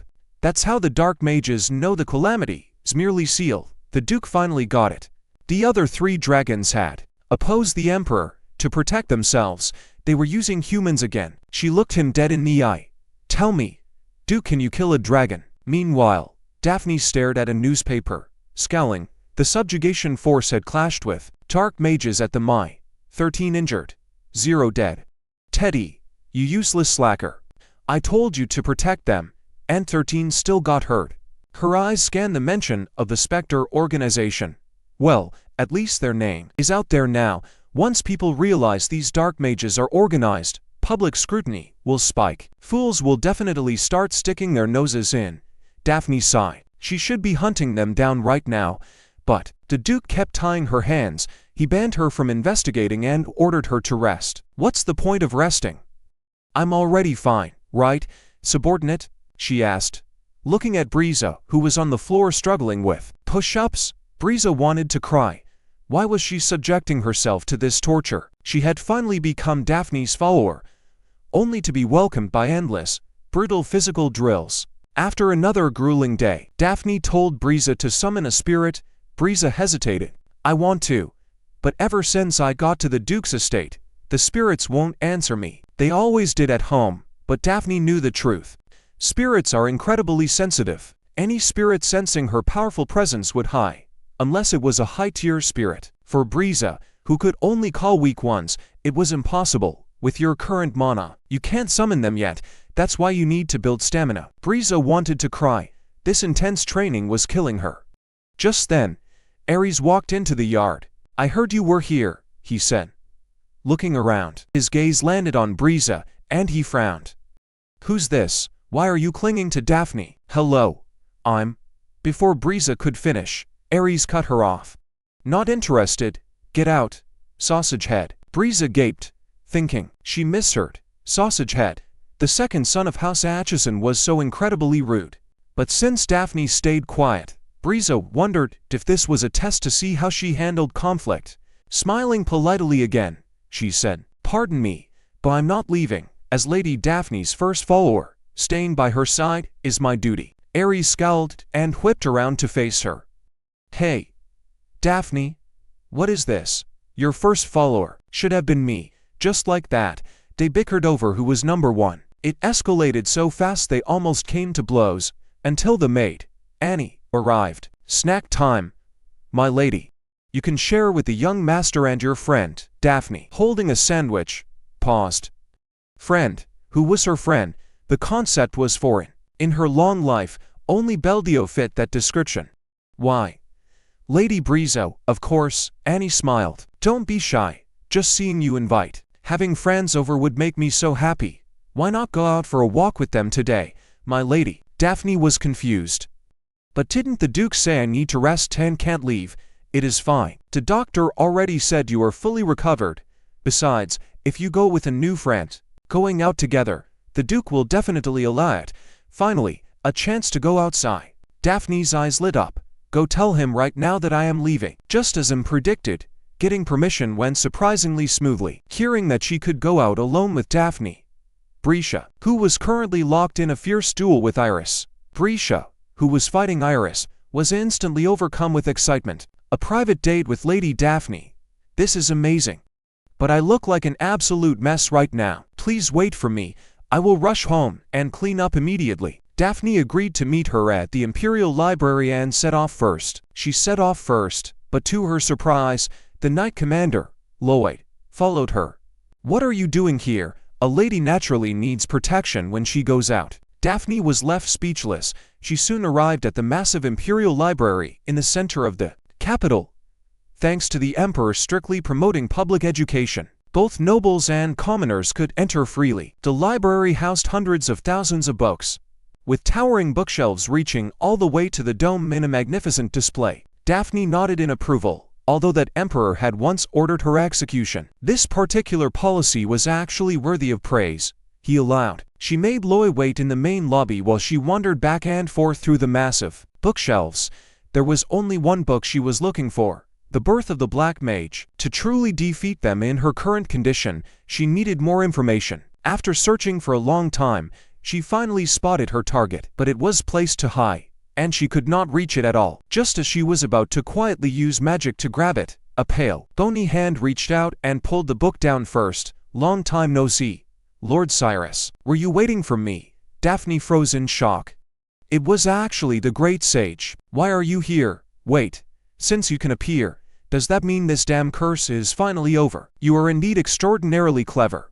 Daphne suddenly grabbed his collar and demanded in a lower voice, "In that case, tell me quickly, what on earth is the karma binding this physical body? And what is the reason I was sealed? And how do you know all of this? There are still some remnants of the karma regarding this body, so I cannot tell you just yet." The great sage calmly met her gaze. "However, I am here to tell you something else, Lady Daphne. How much do you actually know about the Black Mages? Aside from knowing they are a bunch of lunatics who scream about hunting me down all day, I know absolutely nothing." The great sage's eyes grew deep. "They are servants of the Calamity, and they gain their dark power through serving it." Daphne's pupils shrank. "What did you say?" "Because Cyrus is not the only dragon in this world." Daphne suddenly remembered that besides the deceased white dragon, there are 4 other dragons. "Is one of them giving power to the Black Mages?" "I cannot tell you that either," he replied. Frustrated at not getting a single straight answer, Daphne was about to lose her temper, but the great sage suddenly reached out and gently took her by the shoulder. "I came today to tell you the secret of Cyrus." He slowly leaned in, gently placing his forehead against hers. "Why you were born as the Calamity, and why you alone are bound by such heavy karma. I will tell you everything now." The long-lost great sage had finally returned, revealing all the secrets of her past to Daphne. Meanwhile, back inside the Duke's estate, the Duke was deeply reflecting on the Emperor's words. "I plan to resurrect the Calamity when the time is right. By then, the name of Calamity and its karma will vanish. After that, I will destroy all dragons. Will you walk with me?" The Duke could not tell whether the Emperor was telling the truth, but if the other 3 dragons truly created the Calamity and have already made contact with the Black Mage organization, Ghost, then they are no longer the agents of God. If that is the case, he was left with only one choice, which was, "Yes, I will walk with you." Just then, his adjutant, Pauline, entered the office with an imperial decree. The Duke read it, his brow furrowing slightly.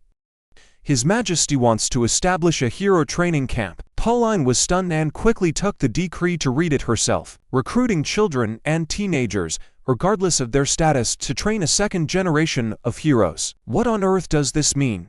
The Duke explained that with the Empire's current manpower, fighting the Black Mages long-term was impossible. His Majesty is planning ahead. Although the subjugation force is deployed, ordinary attacks have little effect on black magic compared to holy power. Since relations between the Empire and the Temple have shattered, we cannot count on their support. Therefore, training these children is a way to create a future trump card against the Black Mages. According to the Emperor's plan, the Duke himself will secretly track down and deal with the other 3 dragons. This will also help find a successor to inherit his title of hero. It is a good idea, but with the goal being to fight Black Mages, will children actually want to join? I am afraid even their parents would refuse. However, for the commoners, this might actually be a golden opportunity. Not only do they receive top-tier education, but outstanding students can even become apprentice guardians. Furthermore, with a little pressure from His Majesty, the nobles will also be forced to comply. But Pauline pointed to a line of fine print at the bottom of the decree. "It seems we are also on that list of pressured nobles. It says each family must send at least 1 child. The Duke was speechless. He was about to set off to hunt dragons, yet his own children do not get an exemption. Just then, the door was suddenly flung open, and Daphne burst in, her face red with anger. Sensing something was wrong, the Duke spoke first. "Did you not go out with your friends? What happened?" Daphne took a deep breath and looked up at the Duke, her eyes burning with a fierce, resolute fire. "I want to completely destroy the Black Mages." Back at the library, the great sage had revealed to Daphne that the beings who created her original body were using the Black Mages to spread death across the entire continent. Even if their goal is unclear, if we hit the Black Mages hard, those creators will definitely show themselves. I want to capture every last one of those bastards and throw them into a fire. So please, let me join the subjugation force again." The Duke stared at her, silent for a moment, before handing her the imperial decree. "Hero training camp. What does that mean?" "Just like it sounds, it is an institution to train the next generation of heroes. I plan to send you there." But Daphne wanted to rejoin the subjugation force. "After everything that happened last time, you are still just as stubborn. Once you enter the training camp, you will naturally get your chance to fight the black mages. As part of your training, you might even be deployed to the front lines. I believe this is the best path for you right now." Daphne, highly displeased, tore the decree right in half. "But I just hate the word hero." The Duke paused. "Coincidentally, I am not particularly fond of you either. Since you hate it so much, I will give this opportunity to Iris instead. However, from now on, you will never be allowed to fight the black mages again." Daphne was choked with anger, glaring at him fiercely. "You are so annoying." "Fine. I will go, all right." Unexpectedly, the Duke's tone suddenly turned cold. "But before that, who is the man standing outside the door?" "I never gave permission for an outsider to enter my estate." Daphne froze. She had planned to let the great sage quietly slip inside to help, intending to introduce him formally later. She had no idea the Duke would notice him first. Just then, a man walked into the room with an easy smile. "I thought I would not escape the Duke's blade. Hello, I am Thiessen. I am here to assist Lady Daphne, so please do not be on your guard." Pauline felt like that name sounded incredibly familiar. "Wait, could you actually be the legendary Great Sage, Lord Thiessen?" Thiessen nodded his head slightly. "The world did indeed call me by that title once." Pauline was instantly overcome with sheer excitement. Unable to contain herself, "I am your biggest fan. Back when I trained at the tower, the archives were filled with stories of your deeds. You are truly a blessing to humanity. I know this is a bad time, but could you give me an autograph later? I will treasure it as a family heirloom, forever." Thiessen smiled warmly. "Of course." But Pauline could not help but ask, "My lady, how on earth did you meet such a legendary figure?" Daphne waved her hand dismissively. "What is the big deal? He is just some guy Teddy introduced to serve as my second slave. Anyway, I am keeping this guy around to serve me." Her casual, entitled attitude left the Duke completely speechless.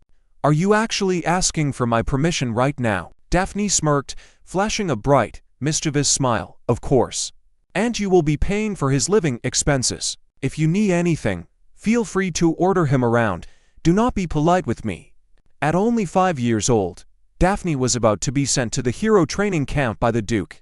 "Remember, you are a ward of the Agent family. You will be the youngest trainee there. Even so, you must absolutely not fall behind. If you perform poorly in the entrance evaluation, you will not only be eliminated, but you will also lose any chance to join the Black Mage Hunt in the future." Daphne waved her hand dismissively. "How ridiculous.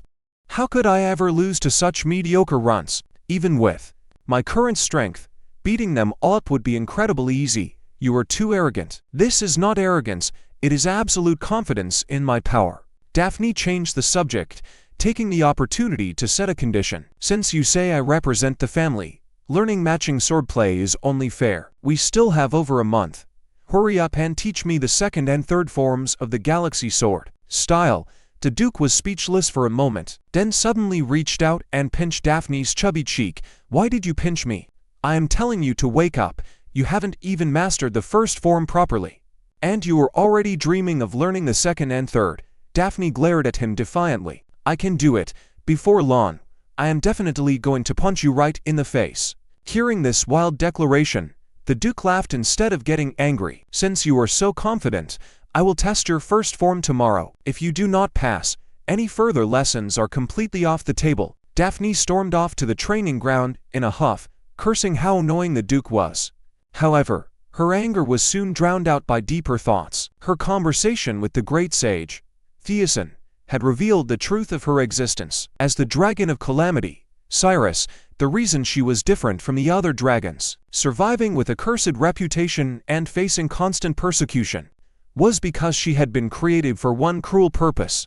She was merely a vessel designed to bear all the negative consequences caused by the other dragons. At this thought, a sudden surge of magical energy burst from her body, instantly spiraling out of control and cutting a wound on her small hand. However, the pain in her heart was far worse than the cut. Her entire life had been defined by hatred, persecution, and walking completely alone in the endless stretches of time. Even so, she had always kept pushing forward because she truly believed she was a majestic dragon with a noble mission, but now she finally knew the truth. Her existence was nothing more than a garbage dump, created to clean up other people's messes and absorb all their hatred. Was she really going to bow to fate and live her life according to the pathetic purpose her creators gave her? No, absolutely not. I am a great dragon, and nobody gets to defy me. I rule my own life. She gripped her sword tightly again, and a surge of wild magic erupted from the blade, pouring out and exploding into the air. With all her might, she swung her sword, channeling all of her resentment and fury. Just you wait. I will get my revenge. I will live for myself. The deafening blast of the sword energy alarmed Loe as he was walking by, and he rushed inside, only to be frozen in shock by the sight. Amid the thick clouds of dust, Daphne lay unconscious on the ground. He rushed over to her side. "Are you all right, my lady? What on earth happened here?" He stared at the deep sword mark carved into the ground in utter disbelief. How could a 5-year-old child leave such a... Even elite swordsmen need decades of training to pull off this kind of power. How did a 5-year-old girl do it? Meanwhile, Daphne drifted into a long, fractured dream, lost in a void where countless shadows flickered. Memories of Celis and Daphne twisted together. In those broken fragments of time, the only constant was a bone-deep loneliness. But what if this isolation was not his fault, but something designed and forced upon him by someone else? If so, how could he face his own life from now on? Suddenly, sharp pain ripped Daphne from her sleep. Her entire body felt broken, her tiny face scrunching up in agony. She felt absolutely miserable. She loped out the window. She had no idea how long she had been out. Did she completely ruin her chance at the Duke's exam? Just then, she noticed a card by her bed with 2 scribbled figures standing side by side, along with Ayres's messy writing. It said, "Wait for me. We are dueling with swords soon, so don't you dare get ahead of me. Get well fast." It seemed he had actually visited her. Struggling out of bed, she spotted a small potion bottle sitting quietly on the table. The label had by Para's neat handwriting. "Don't get sick, my sister." Even she had brewed medicine for her. Daphne must have been out for a while. Stepping into the living room, she saw a beautifully wrapped gift with a letter beside it. Opening the letter, Daphne almost laughed out loud. "I just found this. It's not a real gift, so don't get the wrong idea. Classic Rachel." Just then, a warm glow shone from above. It was the family relic the Duke had given her. The lamp of the White Lion was quietly radiating a warm glow. Daphne felt the Duke's familiar, steady presence inside it. She smiled, but then tears began to fall uncontrollably. The vast, empty void from her dream had vanished. The heavy sense of loneliness from her dream made her think nothing would ever change. But now, she felt their clumsy, genuine care. "I never thought I would have friends, but now I have a family." The girl had collapsed from mono-exhaustion and stayed unconscious for 4 whole days. When she finally woke up, all she saw were little signs of her family's deep care. For a girl who had always been alone, a strange warmth swelled in her chest. Because of this, Daphne felt incredibly awkward. Yet Ayres came by every single day, leaving treats at her door. At night, Para would whisper by her bedside, "I am brewing a recovery potion, so please wait for me." Even the Duke came to visit. "I will count that as a pass. I will teach you the second sword form once I get back to the estate. Just rest for now." He paused, smiling warmly. "Using sword energy at your age, only you could do it. You truly are amazing." The sudden praise made Daphne uneasy. "Humph. You are just now realizing how strong I am." After all this time, she felt her bond with the Duke had softened. But maybe that was only because he believed the original Daphne was still inside this body. She didn't plan to keep this a secret forever, but when she finally confessed, that Duke would probably want to kill her. If she waited until after defeating the Dark Mage, would they spare her out of gratitude? The most likely outcome was still getting kicked out. But Daphne did not want to leave. This place gave her a peace she had never felt before, a real home. Get a grip. She slapped her cheeks. Now was not the time to get soft. The focus had to be training, and more training. Still, since this body could unleash sword energy, its potential was insane. But how did she do it back then? She had no clue. In her past life, she trained for 10 years under Beldio and never even touched that level. Now, She had somehow crossed it. Was it just pure luck? She picked up the hero training camp guide and scanned the terms. Status does not matter here. Evaluation is based solely on strength. All accidents are the participants' responsibility. In other words, even commoners could rise through merit. It seemed the Emperor wanted to uncover hidden talents buried in the dirt. Recruiting them as subordinates would be smart. Looking at the instructor list, she saw familiar faces from the subjugation squad, including Rachel. Daphne facepalmed, imagining how chaotic it would be with that guy's personality, teaching others, but he was definitely qualified. Though she wanted to keep learning from the Duke, he was buried in official work, so she had to go with this plan. Daphne looked out the window. The trees swayed gently. This was the place that showed her she was no longer alone. She had to work hard so she would never be kicked out. Once she recovered, she immediately went to find the great sage, Theosin.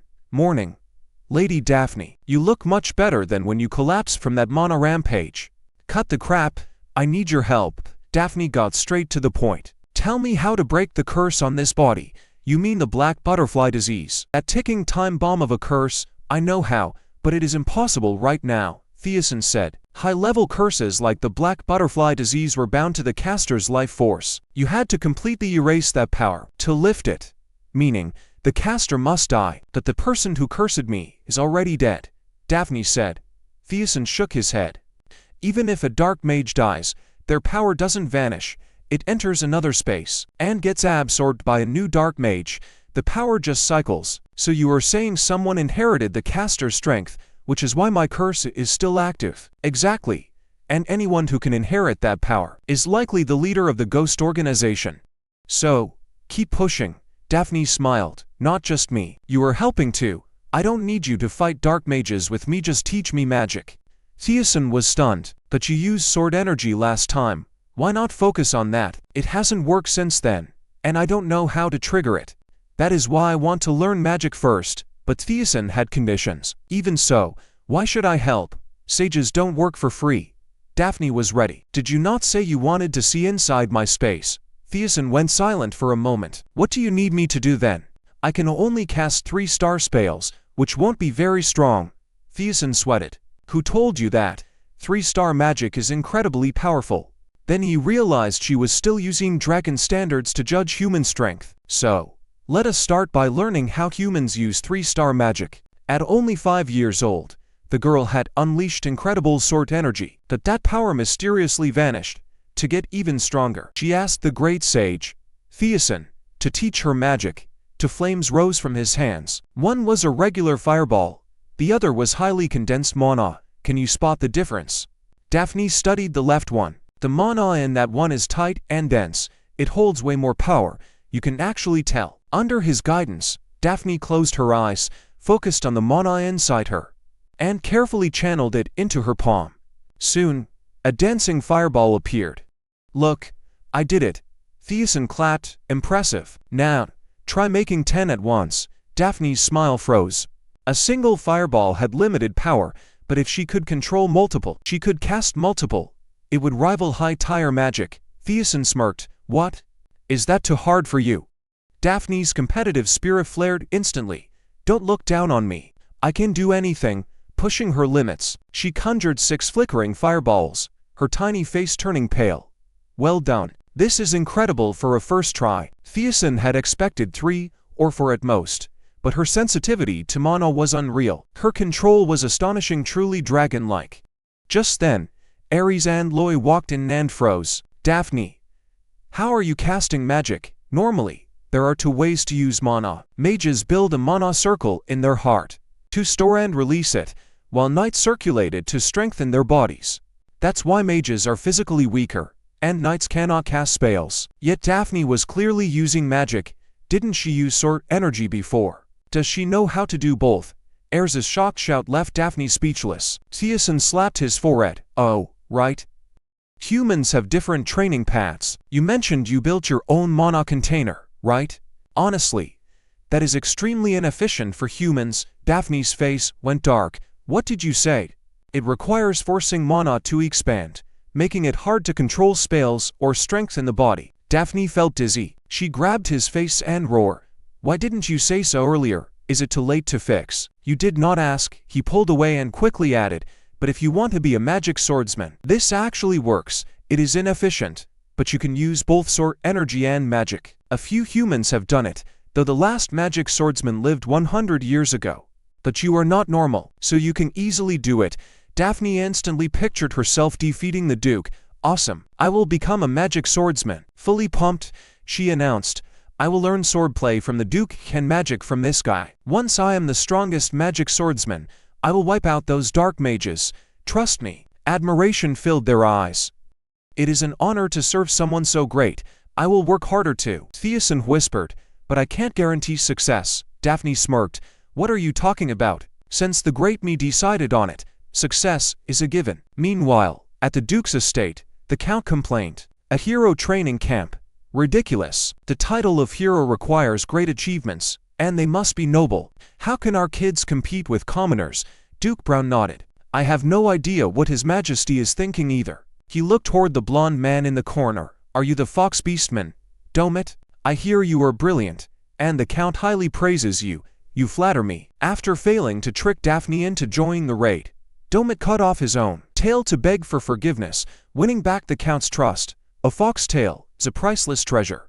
Your loyalty is admirable. Duke Brown's tone shifted. So, Domit, what is your move? The Emperor's decree is hard to disobey, but we can still demand a reward. For instance, top graduates could become Rift Guardians and access the Imperial archives. The Count found this absurd. Even royals cannot freely enter those archives. Why would the Emperor agree? Domit smiled, explaining this was a condition meant to be rejected. Then, we present a softer request: let top graduates form private knight orders. The Emperor can hardly say no twice. He will likely choose the latter. Duke Brown fell into thought. Currently, noble family knight orders are capped at 50 men. Success would massively boost their power. Given the training camp's purpose, the Emperor can hardly deny such a reasonable request. Plus, if he refuses, the imperial family loses their excuse to suppress us. However, Domit was concerned that Daphne would also join. At her name, Duke Brown's face darkened, remembering his son getting thrashed by her. How could a wild girl like her threaten my son? My son is the only one who will lead a knight order. Meanwhile, the Duke trekked alone through the scorching desert, following secret orders to find a hidden dragon. Under the blazing sun, he saw absolutely nothing, not even an insect. He sighed. Instead of wasting time here, I should go back to my paperwork. Just then, his communication magic orb lit up. The Duke instantly went on alert. Heian polling only connected for emergencies. Had something happened to Daphne again? As soon as he picked up, Polling's excited voice blared. My lord, Miss Daphne is incredible. She just mastered sword energy, and now she can control magic. Even the great sage calls her a once-in-a-century magic swordsman. In contrast, the Duke's reaction was far more muted. I see. Anything else? Polling was puzzled. Aren't you happy? This is a massive deal for the entire empire, not just our house. But the Duke coldly cut him off. Daphne's fate is already sealed. Do not give me false hope. Because of a curse, Daphne would die soon, ending her life in agony and torment. All of this stemmed from the Duke himself. Because of this, even if Daphne acted out or made mistakes, like other kids, he tolerated her because she was dying. But at some point, Daphne changed. Instead of waiting for death in fear, she faced the future, fighting to survive. That a dark wizard's curse cannot be broken by effort alone. He could not offer Daphne any false hope. The Duke recalled his late wife's dying words. My dear, do not grieve too much when I am gone. We have our children. Let them live happily, and love them with all your heart. But ironically, the curse had also stripped the Duke of his ability to love. His once warm emotions were now a barren wasteland. I do not know what to do. I have even forgotten how much I loved you. A long sigh faded into the dry desert wind. If only you were still here. In the morning, the great sage, Thiessen, yawned sleepily. Daphne kept nudging him. Wake up. You still have a mountain of things to teach me. Thiessen simply flopped back down. Sorry, I am just not an early bird. Daphne was helpless. He was incredibly stubborn, and if she pushed him, he might just disappear. She decided to change tactics. Actually, I do not really want to learn from someone like you anyway. Thiessen bolted upright. Then let us just give up. but ancient texts on magic swordsmen were incredibly rare. Who else but the all-knowing great sage? Thiessen smirked, acting humble. Well, I do not know everything. That is why I must learn from you. After all, you see through all the world's hidden truths and chase ultimate knowledge. This flattery worked wonders on Thiessen. He scrambled off the ground. Since you put it that way, let us begin. Daphne breathed a sigh of relief. The trick her maid taught her worked perfectly. Flattery beats everything else. Lady Daphne, a weak, raspy voice suddenly called out. A disheveled, exhausted figure stumbled toward them. Daphne gasped. Who are you? The elf, Taddy, nearly burst into tears. I have only been gone a short while, and you are already this close to another man. Does everything I did for you mean nothing now, just because we were apart for a month? This is so unfair. This sudden barrage of accusations left Daphne dizzy. Seeing her silence, Taddy grew even angrier. I served you like a loyal dog, but this guy teased you and ran away, and you actually praised him. It is so unfair. Daphne finally understood. Taddy was just jealous. But did you not always want to escape from me? That is different. You cannot just kick me out without even a proper handover. Taddy threw a tantrum on the ground. Lady Daphne is a big dummy. Thiessen leaned in and whispered. He is very different from the noble elves I used to know. I did not know he would end up like this either. Daphne sighed. She walked over to Taddy and softened her voice. Taddy, you misunderstand. No one can replace you. Your place is always here. You will forever be my most loyal servant. Hearing her speak like this, for the first time, Taddy was moved to tears.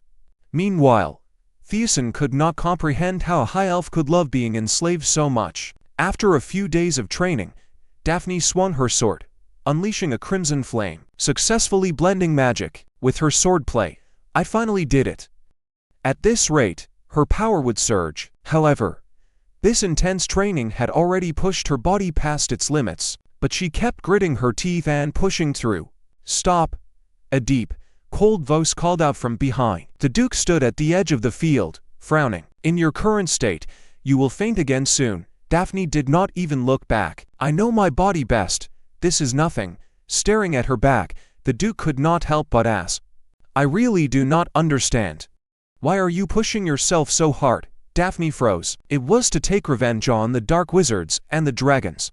But saying that would raise the Duke's suspicion. In a panic, she blurted out, of course, it is so I can stay here and not get kicked out. The Duke never expected his daughter to push herself so hard to become a magic swordsman just to stay in this house. Seeing the Duke's shocked expression, Daphne realized she had slipped up. She quickly backtracked. No, that is not it. I train hard because I want to get stronger and take revenge on the Dark Wizard. But despite her cover-up, those words touched the Duke's frozen heart. Daphne, you do not actually think I would kick you out, do you? Why would you think that? Daphne lowered her eyes and sighed softly. Because I know you do not like me. My presence here is not good for you. My existence and the curse are just a burden to you. Daphne knew deep down that if the Duke ever discovered her true identity, she would face much worse than exile. He might not hesitate to kill her again. Even if she survived by some miracle, she could never stay in this home. Then, the people she viewed as family, the ones who gave her warmth and care, would also meet a tragic end. Daphne did not want that. She refused to go back to that lonely darkness. So, my goal is to get strong enough so you cannot easily kick me out. When I grow up, I will be useful. You can use me however you want. To protect this hard-won warmth, she was willing to be a tool. That is my reason for pushing so hard. The Duke stared at Daphne. He finally understood why her image had haunted him since returning from the desert. He slowly reached out, his touch clumsy but gentle. Even if you are useless, it does not matter. No matter what lies you have told or mistakes you have made, I will stand by you, because I am your father. That night, a fully energized Taddy excitedly ran to Daphne, thrilled by her earlier praise of most loyal servant. Now, holding the magic stones gathered from the raid, he entered the pitch-black room. Daphne sat on the balcony, bathed in moonlight. What are you doing alone? I infused these stones with mana. Enjoy them. Wait, why are you so pale? Has the curse gotten worse? Daphne turned away in irritation. Shut up. I am not in the mood for jokes today. Leave the stones and get out. But knowing her so well, Taddy saw through her mood instantly. Leaning against the railing, he asked softly, did something happen? Her silence only made him more suspicious. Daphne said nothing. The Duke's promise from earlier, "I will stand by you," kept burning her heart. If he had just stayed cold from the start, she wouldn't have cared. But, because he said that, she felt guilty for hiding things. She looked at Taddy and suddenly asked, "Do you have family?" "Of course. My parents, and a brother I would rather not acknowledge." "Hypothetically, what if you found out your brother had told you a massive lie? How would you feel?" Taddy's face darkened. "Honestly, my brother hides a lot from me. Small things are fine, but if it were huge, I would be furious." "Would you cut ties with him?" Taddy waved his hand. "If I cut ties over that, I would have no family left." "What if another soul is actually living inside his body?" Hearing this, Taddy froze. Suddenly understanding, he walked over to Daphne, knelt on one knee, and said solemnly, "Lady Daphne, I already guessed that your possession of this human body wasn't just for fun. This body's connection to the Dark Wizard is ominous." Taddy lowered his voice, almost warning her. "But you are of the great dragon race. If you insist on playing this family game, you will truly die. Are you really going to abandon your dragon identity for this? If so, you might as well let me be the dragon." Daphne paused, then smiled bitterly. "You only say that because you have never tasted what it is like to be truly alone." She gazed at the distant night sky and sighed. "Actually, you were right. Telling them the truth will only cause pain. Even my worrying about hurting them is just my own selfish greed." She closed her eyes. When she opened them, she was calm again. "So it is fine. At least for now, while I still have this body, I won't feel lonely. I will destroy the Dark Wizard, avenge my family, and when it is all over, I will leave. By then, everything was sorting itself out. Before long, it was time for Daphne to start hero training. Rachel, who just gotten back from the subjugation squad only to get dragged into grunt work, stared at the roster in pure frustration. 248 recruits in total. "Most of them are probably useless," he muttered. But then his eyes widened, locking onto a familiar name on the list, Daphne Archean. What on earth was she doing here? Meanwhile, out on the training grounds, Daphne was looking around at her surroundings. The crowd was a mixed bag. Tense commoner bows stood next to arrogant young nobles. Standing on the high platform, Kenrick, their head instructor, loudly announced that the roster was finalized.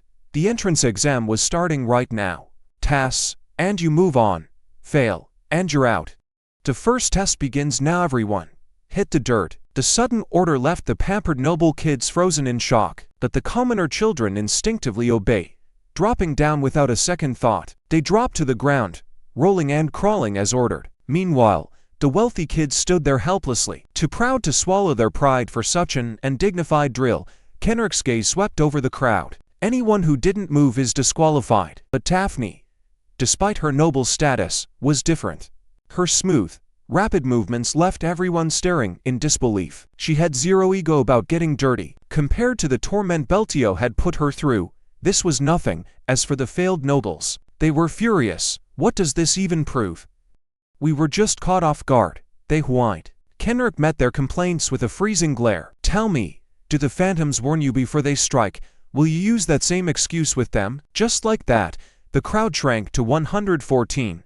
"Time for round 2. Kenrick announced. "Run laps around the field. No time limit. We stop when only 50 of you are left." Before he could even finish, a black-haired bull took off like an arrow, showing incredible speed. The other kids gritted their teeth and scrambled to keep pace.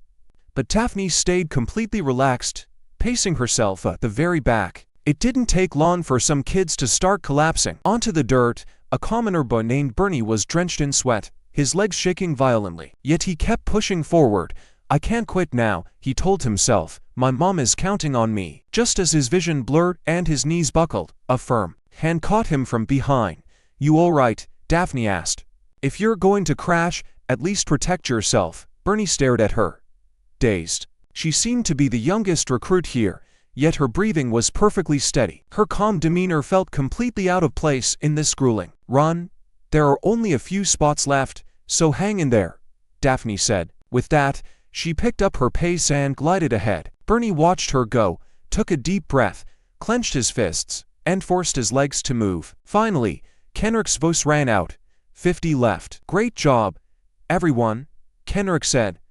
"Now, your final exam begins." Meanwhile, deep in a humid jungle wrapped in thick fog. A toxic-looking swamp bubbled with a sickly glow. Suddenly, Lonnie heard a sharp, furious shout echoing through the trees. "Lonnie, you knew I was coming.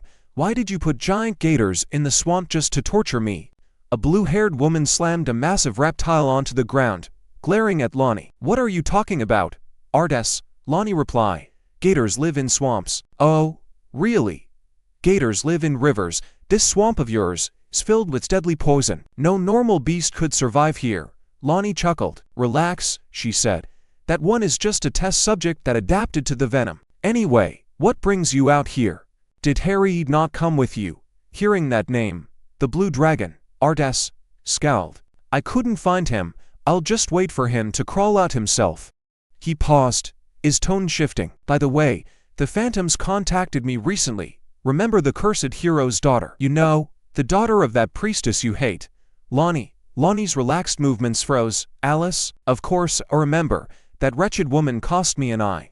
How could I ever forget?" Seeing her face turn cold, Artes regretted bringing it up. "Hey, don't get worked up. The point isn't her. It's her daughter. The kid was cursed by the former phantom leader, and the current leader wants to kill her to reclaim his full power. But the assassins they sent vanished without a trace." Lonnie frowned. "Were they caught by the Duke?" Artes shook his head. "They never left the Duke's estate. It's like they vanished into thin air. Even stranger, the girl joined the Imperial Subjugation Squad, defeated 3 dark mages alone, and is completely immune to death's magic. According to the phantoms, she's actually using the curse's power." Lonnie scoffed.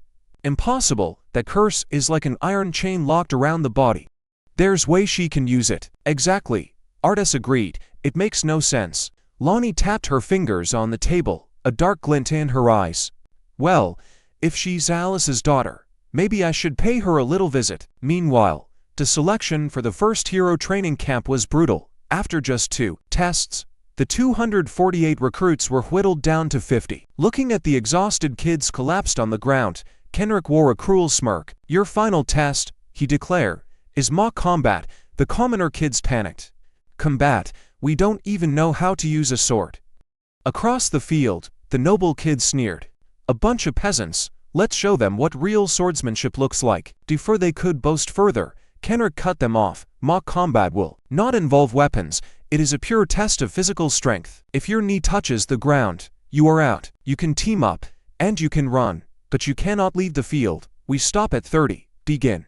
Instantly, screams echo. At once, a black-haired boy with a red booty already had another kid pinned under his boot. "First one down," he said coldly. Chaos erupted across the yard. Shouts and fists flew as a massive brawl turned the field into a cloud of dust. "You filthy peasant! How dare you touch me? Do you know who I am?" George, a young noble, shrieked at a commoner boy. The boy stammered. "But this is an exam." "I don't care about an exam. Get on your knees and apologize." Before he could finish, a figure swept in like a whirlwind, kicking George flat onto his back. "Which bastard dared to strike me?" he whined, clutching his rear, only to freeze under Daphne's icy glare. "It was me. Got a problem?" George turned pale. "You're the Duke's daughter." He couldn't afford to offend her. "You snuck up on me," he cried. Daphne shrugged, looking completely unbothered. "So what? I'm cheap like that." She turned to the stunned crowd of nobles. "And the rest of you useless trash. Bring it on," Daphne declared, challenging them all. In truth, her body was completely exhausted. The long run had drained every ounce of her strength. She just wanted a quick end so she could crash and sleep. Just then, she felt a rush of air from above. The black-haired boy had leapt into the air, diving right at her. Daphne slipped sideways, barely dodging the blow. Seeing her escape unharmed, the boy frowned.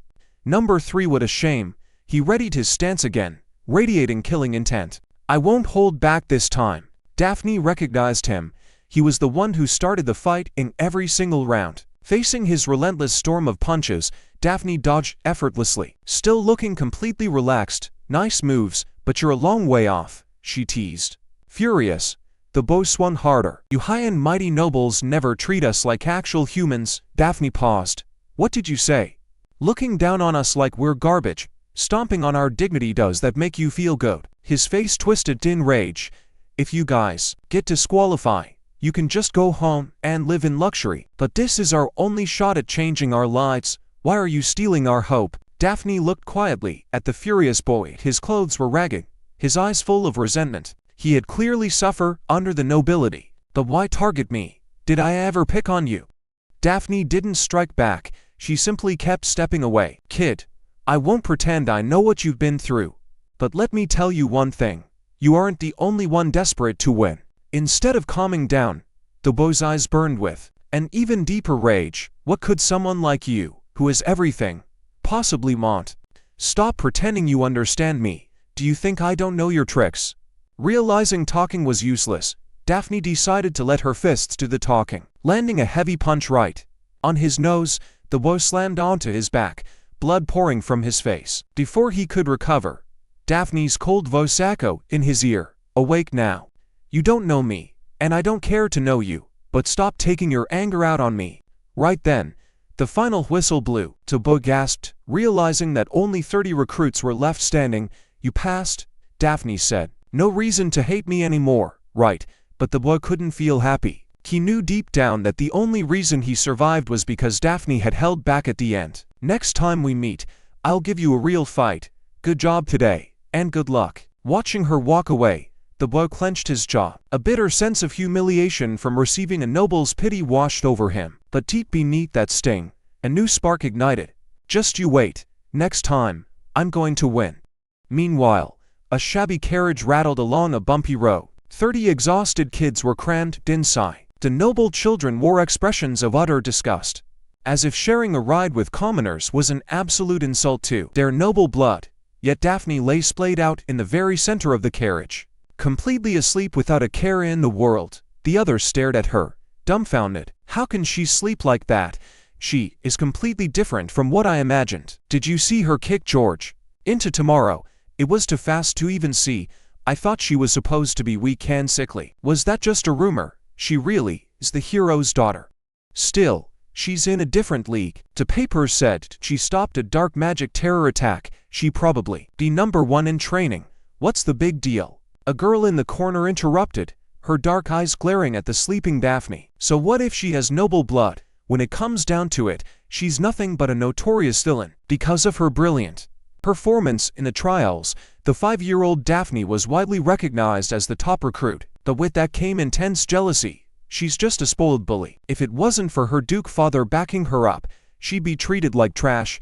The girl rattled on, recounting all of Daphne's crimes. At a banquet once, she tripped and ran into a maid, but ordered her head shaved anyway. Then she hated the dessert and had the head chef brought out just to slap him across the face. She even spat at the elders who tried to stop her. The girl lowered her voice, warning them, just stay away from her. If she targets you, getting beaten half to death is the best case scenario. Two noble boys exchanged glances. Thanks for the heads up. I'm William Kaiser. What is your name, Miss? Rachel Almond. William suddenly realized she was Marquis Ammon's second daughter. Pleased to meet you. Both the Almond and Covenant houses were legendary for their massive wealth. Once her identity was out, the young nobles swarmed around her with eager greetings. Bernie, a mere commoner, sat in the corner, quietly watching this high society mixing. Is it really right to talk smack about someone while they are fast asleep? He looked over at the sleeping Daphne, his mind full of doubt. Was she really as terrifying as the rumors claimed? She had actually helped him during the second trial. Which side was real? Soon, the carriage reached the camp, and the kids piled out. Bernie hesitated at the back, staring at the sleeping Daphne. Should he wake her?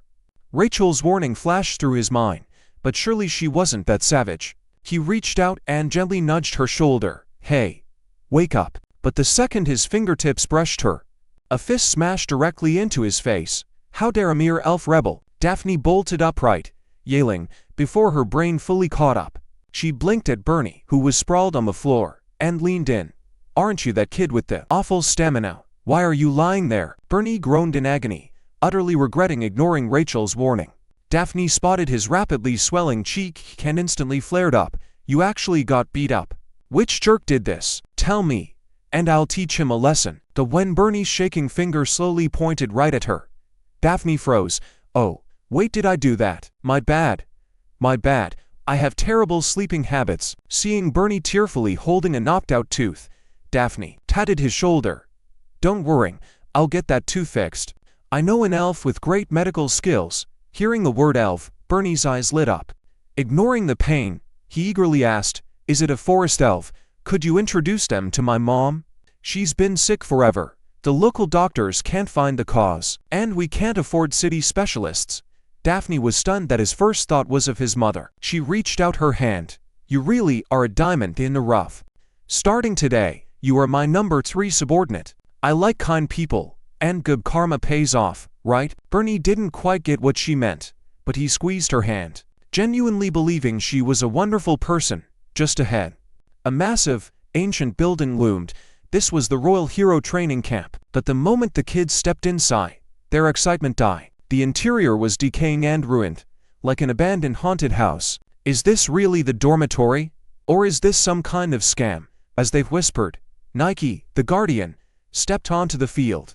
Everyone, the exam is over, but your journey to become heroes is just beginning. I am Nike, head of combat training. Meet swordsmanship instructor Kenrick, tactics instructor Fiona, and assistant guardian Rachel. Remember, you must obey orders unconditionally. Daphne spotted Rachel immediately. Long time no see. Why does this guy look like he lost even more weight? Noticing her stare, Rachel quickly looked away, pretending they were strangers. But Daphne refused to give up, frantically making eyes at him. Pushed to his limit, Rachel silently mouthed a warning to focus. But Daphne completely misread it as a confession. She flashed a finger hard to show some love. How shameless, saying that out of nowhere. Watching her silly gestures, Rachel was speechless. Fiona, on the other hand, mistook it for sibling bonding. But when uniforms were handed out, a wealthy kid threw his onto the ground in disgust. How can anyone wear these filthy rags? This dump doesn't have a single decent thing. If I had known, I never would have come. Do you even know who my father is? Before he could finish, Daphne smashed a fist into his head. Who cares about your dad? Is that mouth your only weapon? Keep talking junk, and I'll lay you out flat. Nike was shocked by Daphne's boldness and ordered them to stop. Tefei, if you want to quit, you can leave any time, but the shame of dropping out will follow you forever. Are you sure about this? Tefei clutched the massive bump on his head, gritting his teeth, but shut his mouth. Once dismissed, Nike was quietly amazed. Usually, getting these kids in line takes all day, but they fell in line instantly. This maid really saved me a ton of trouble.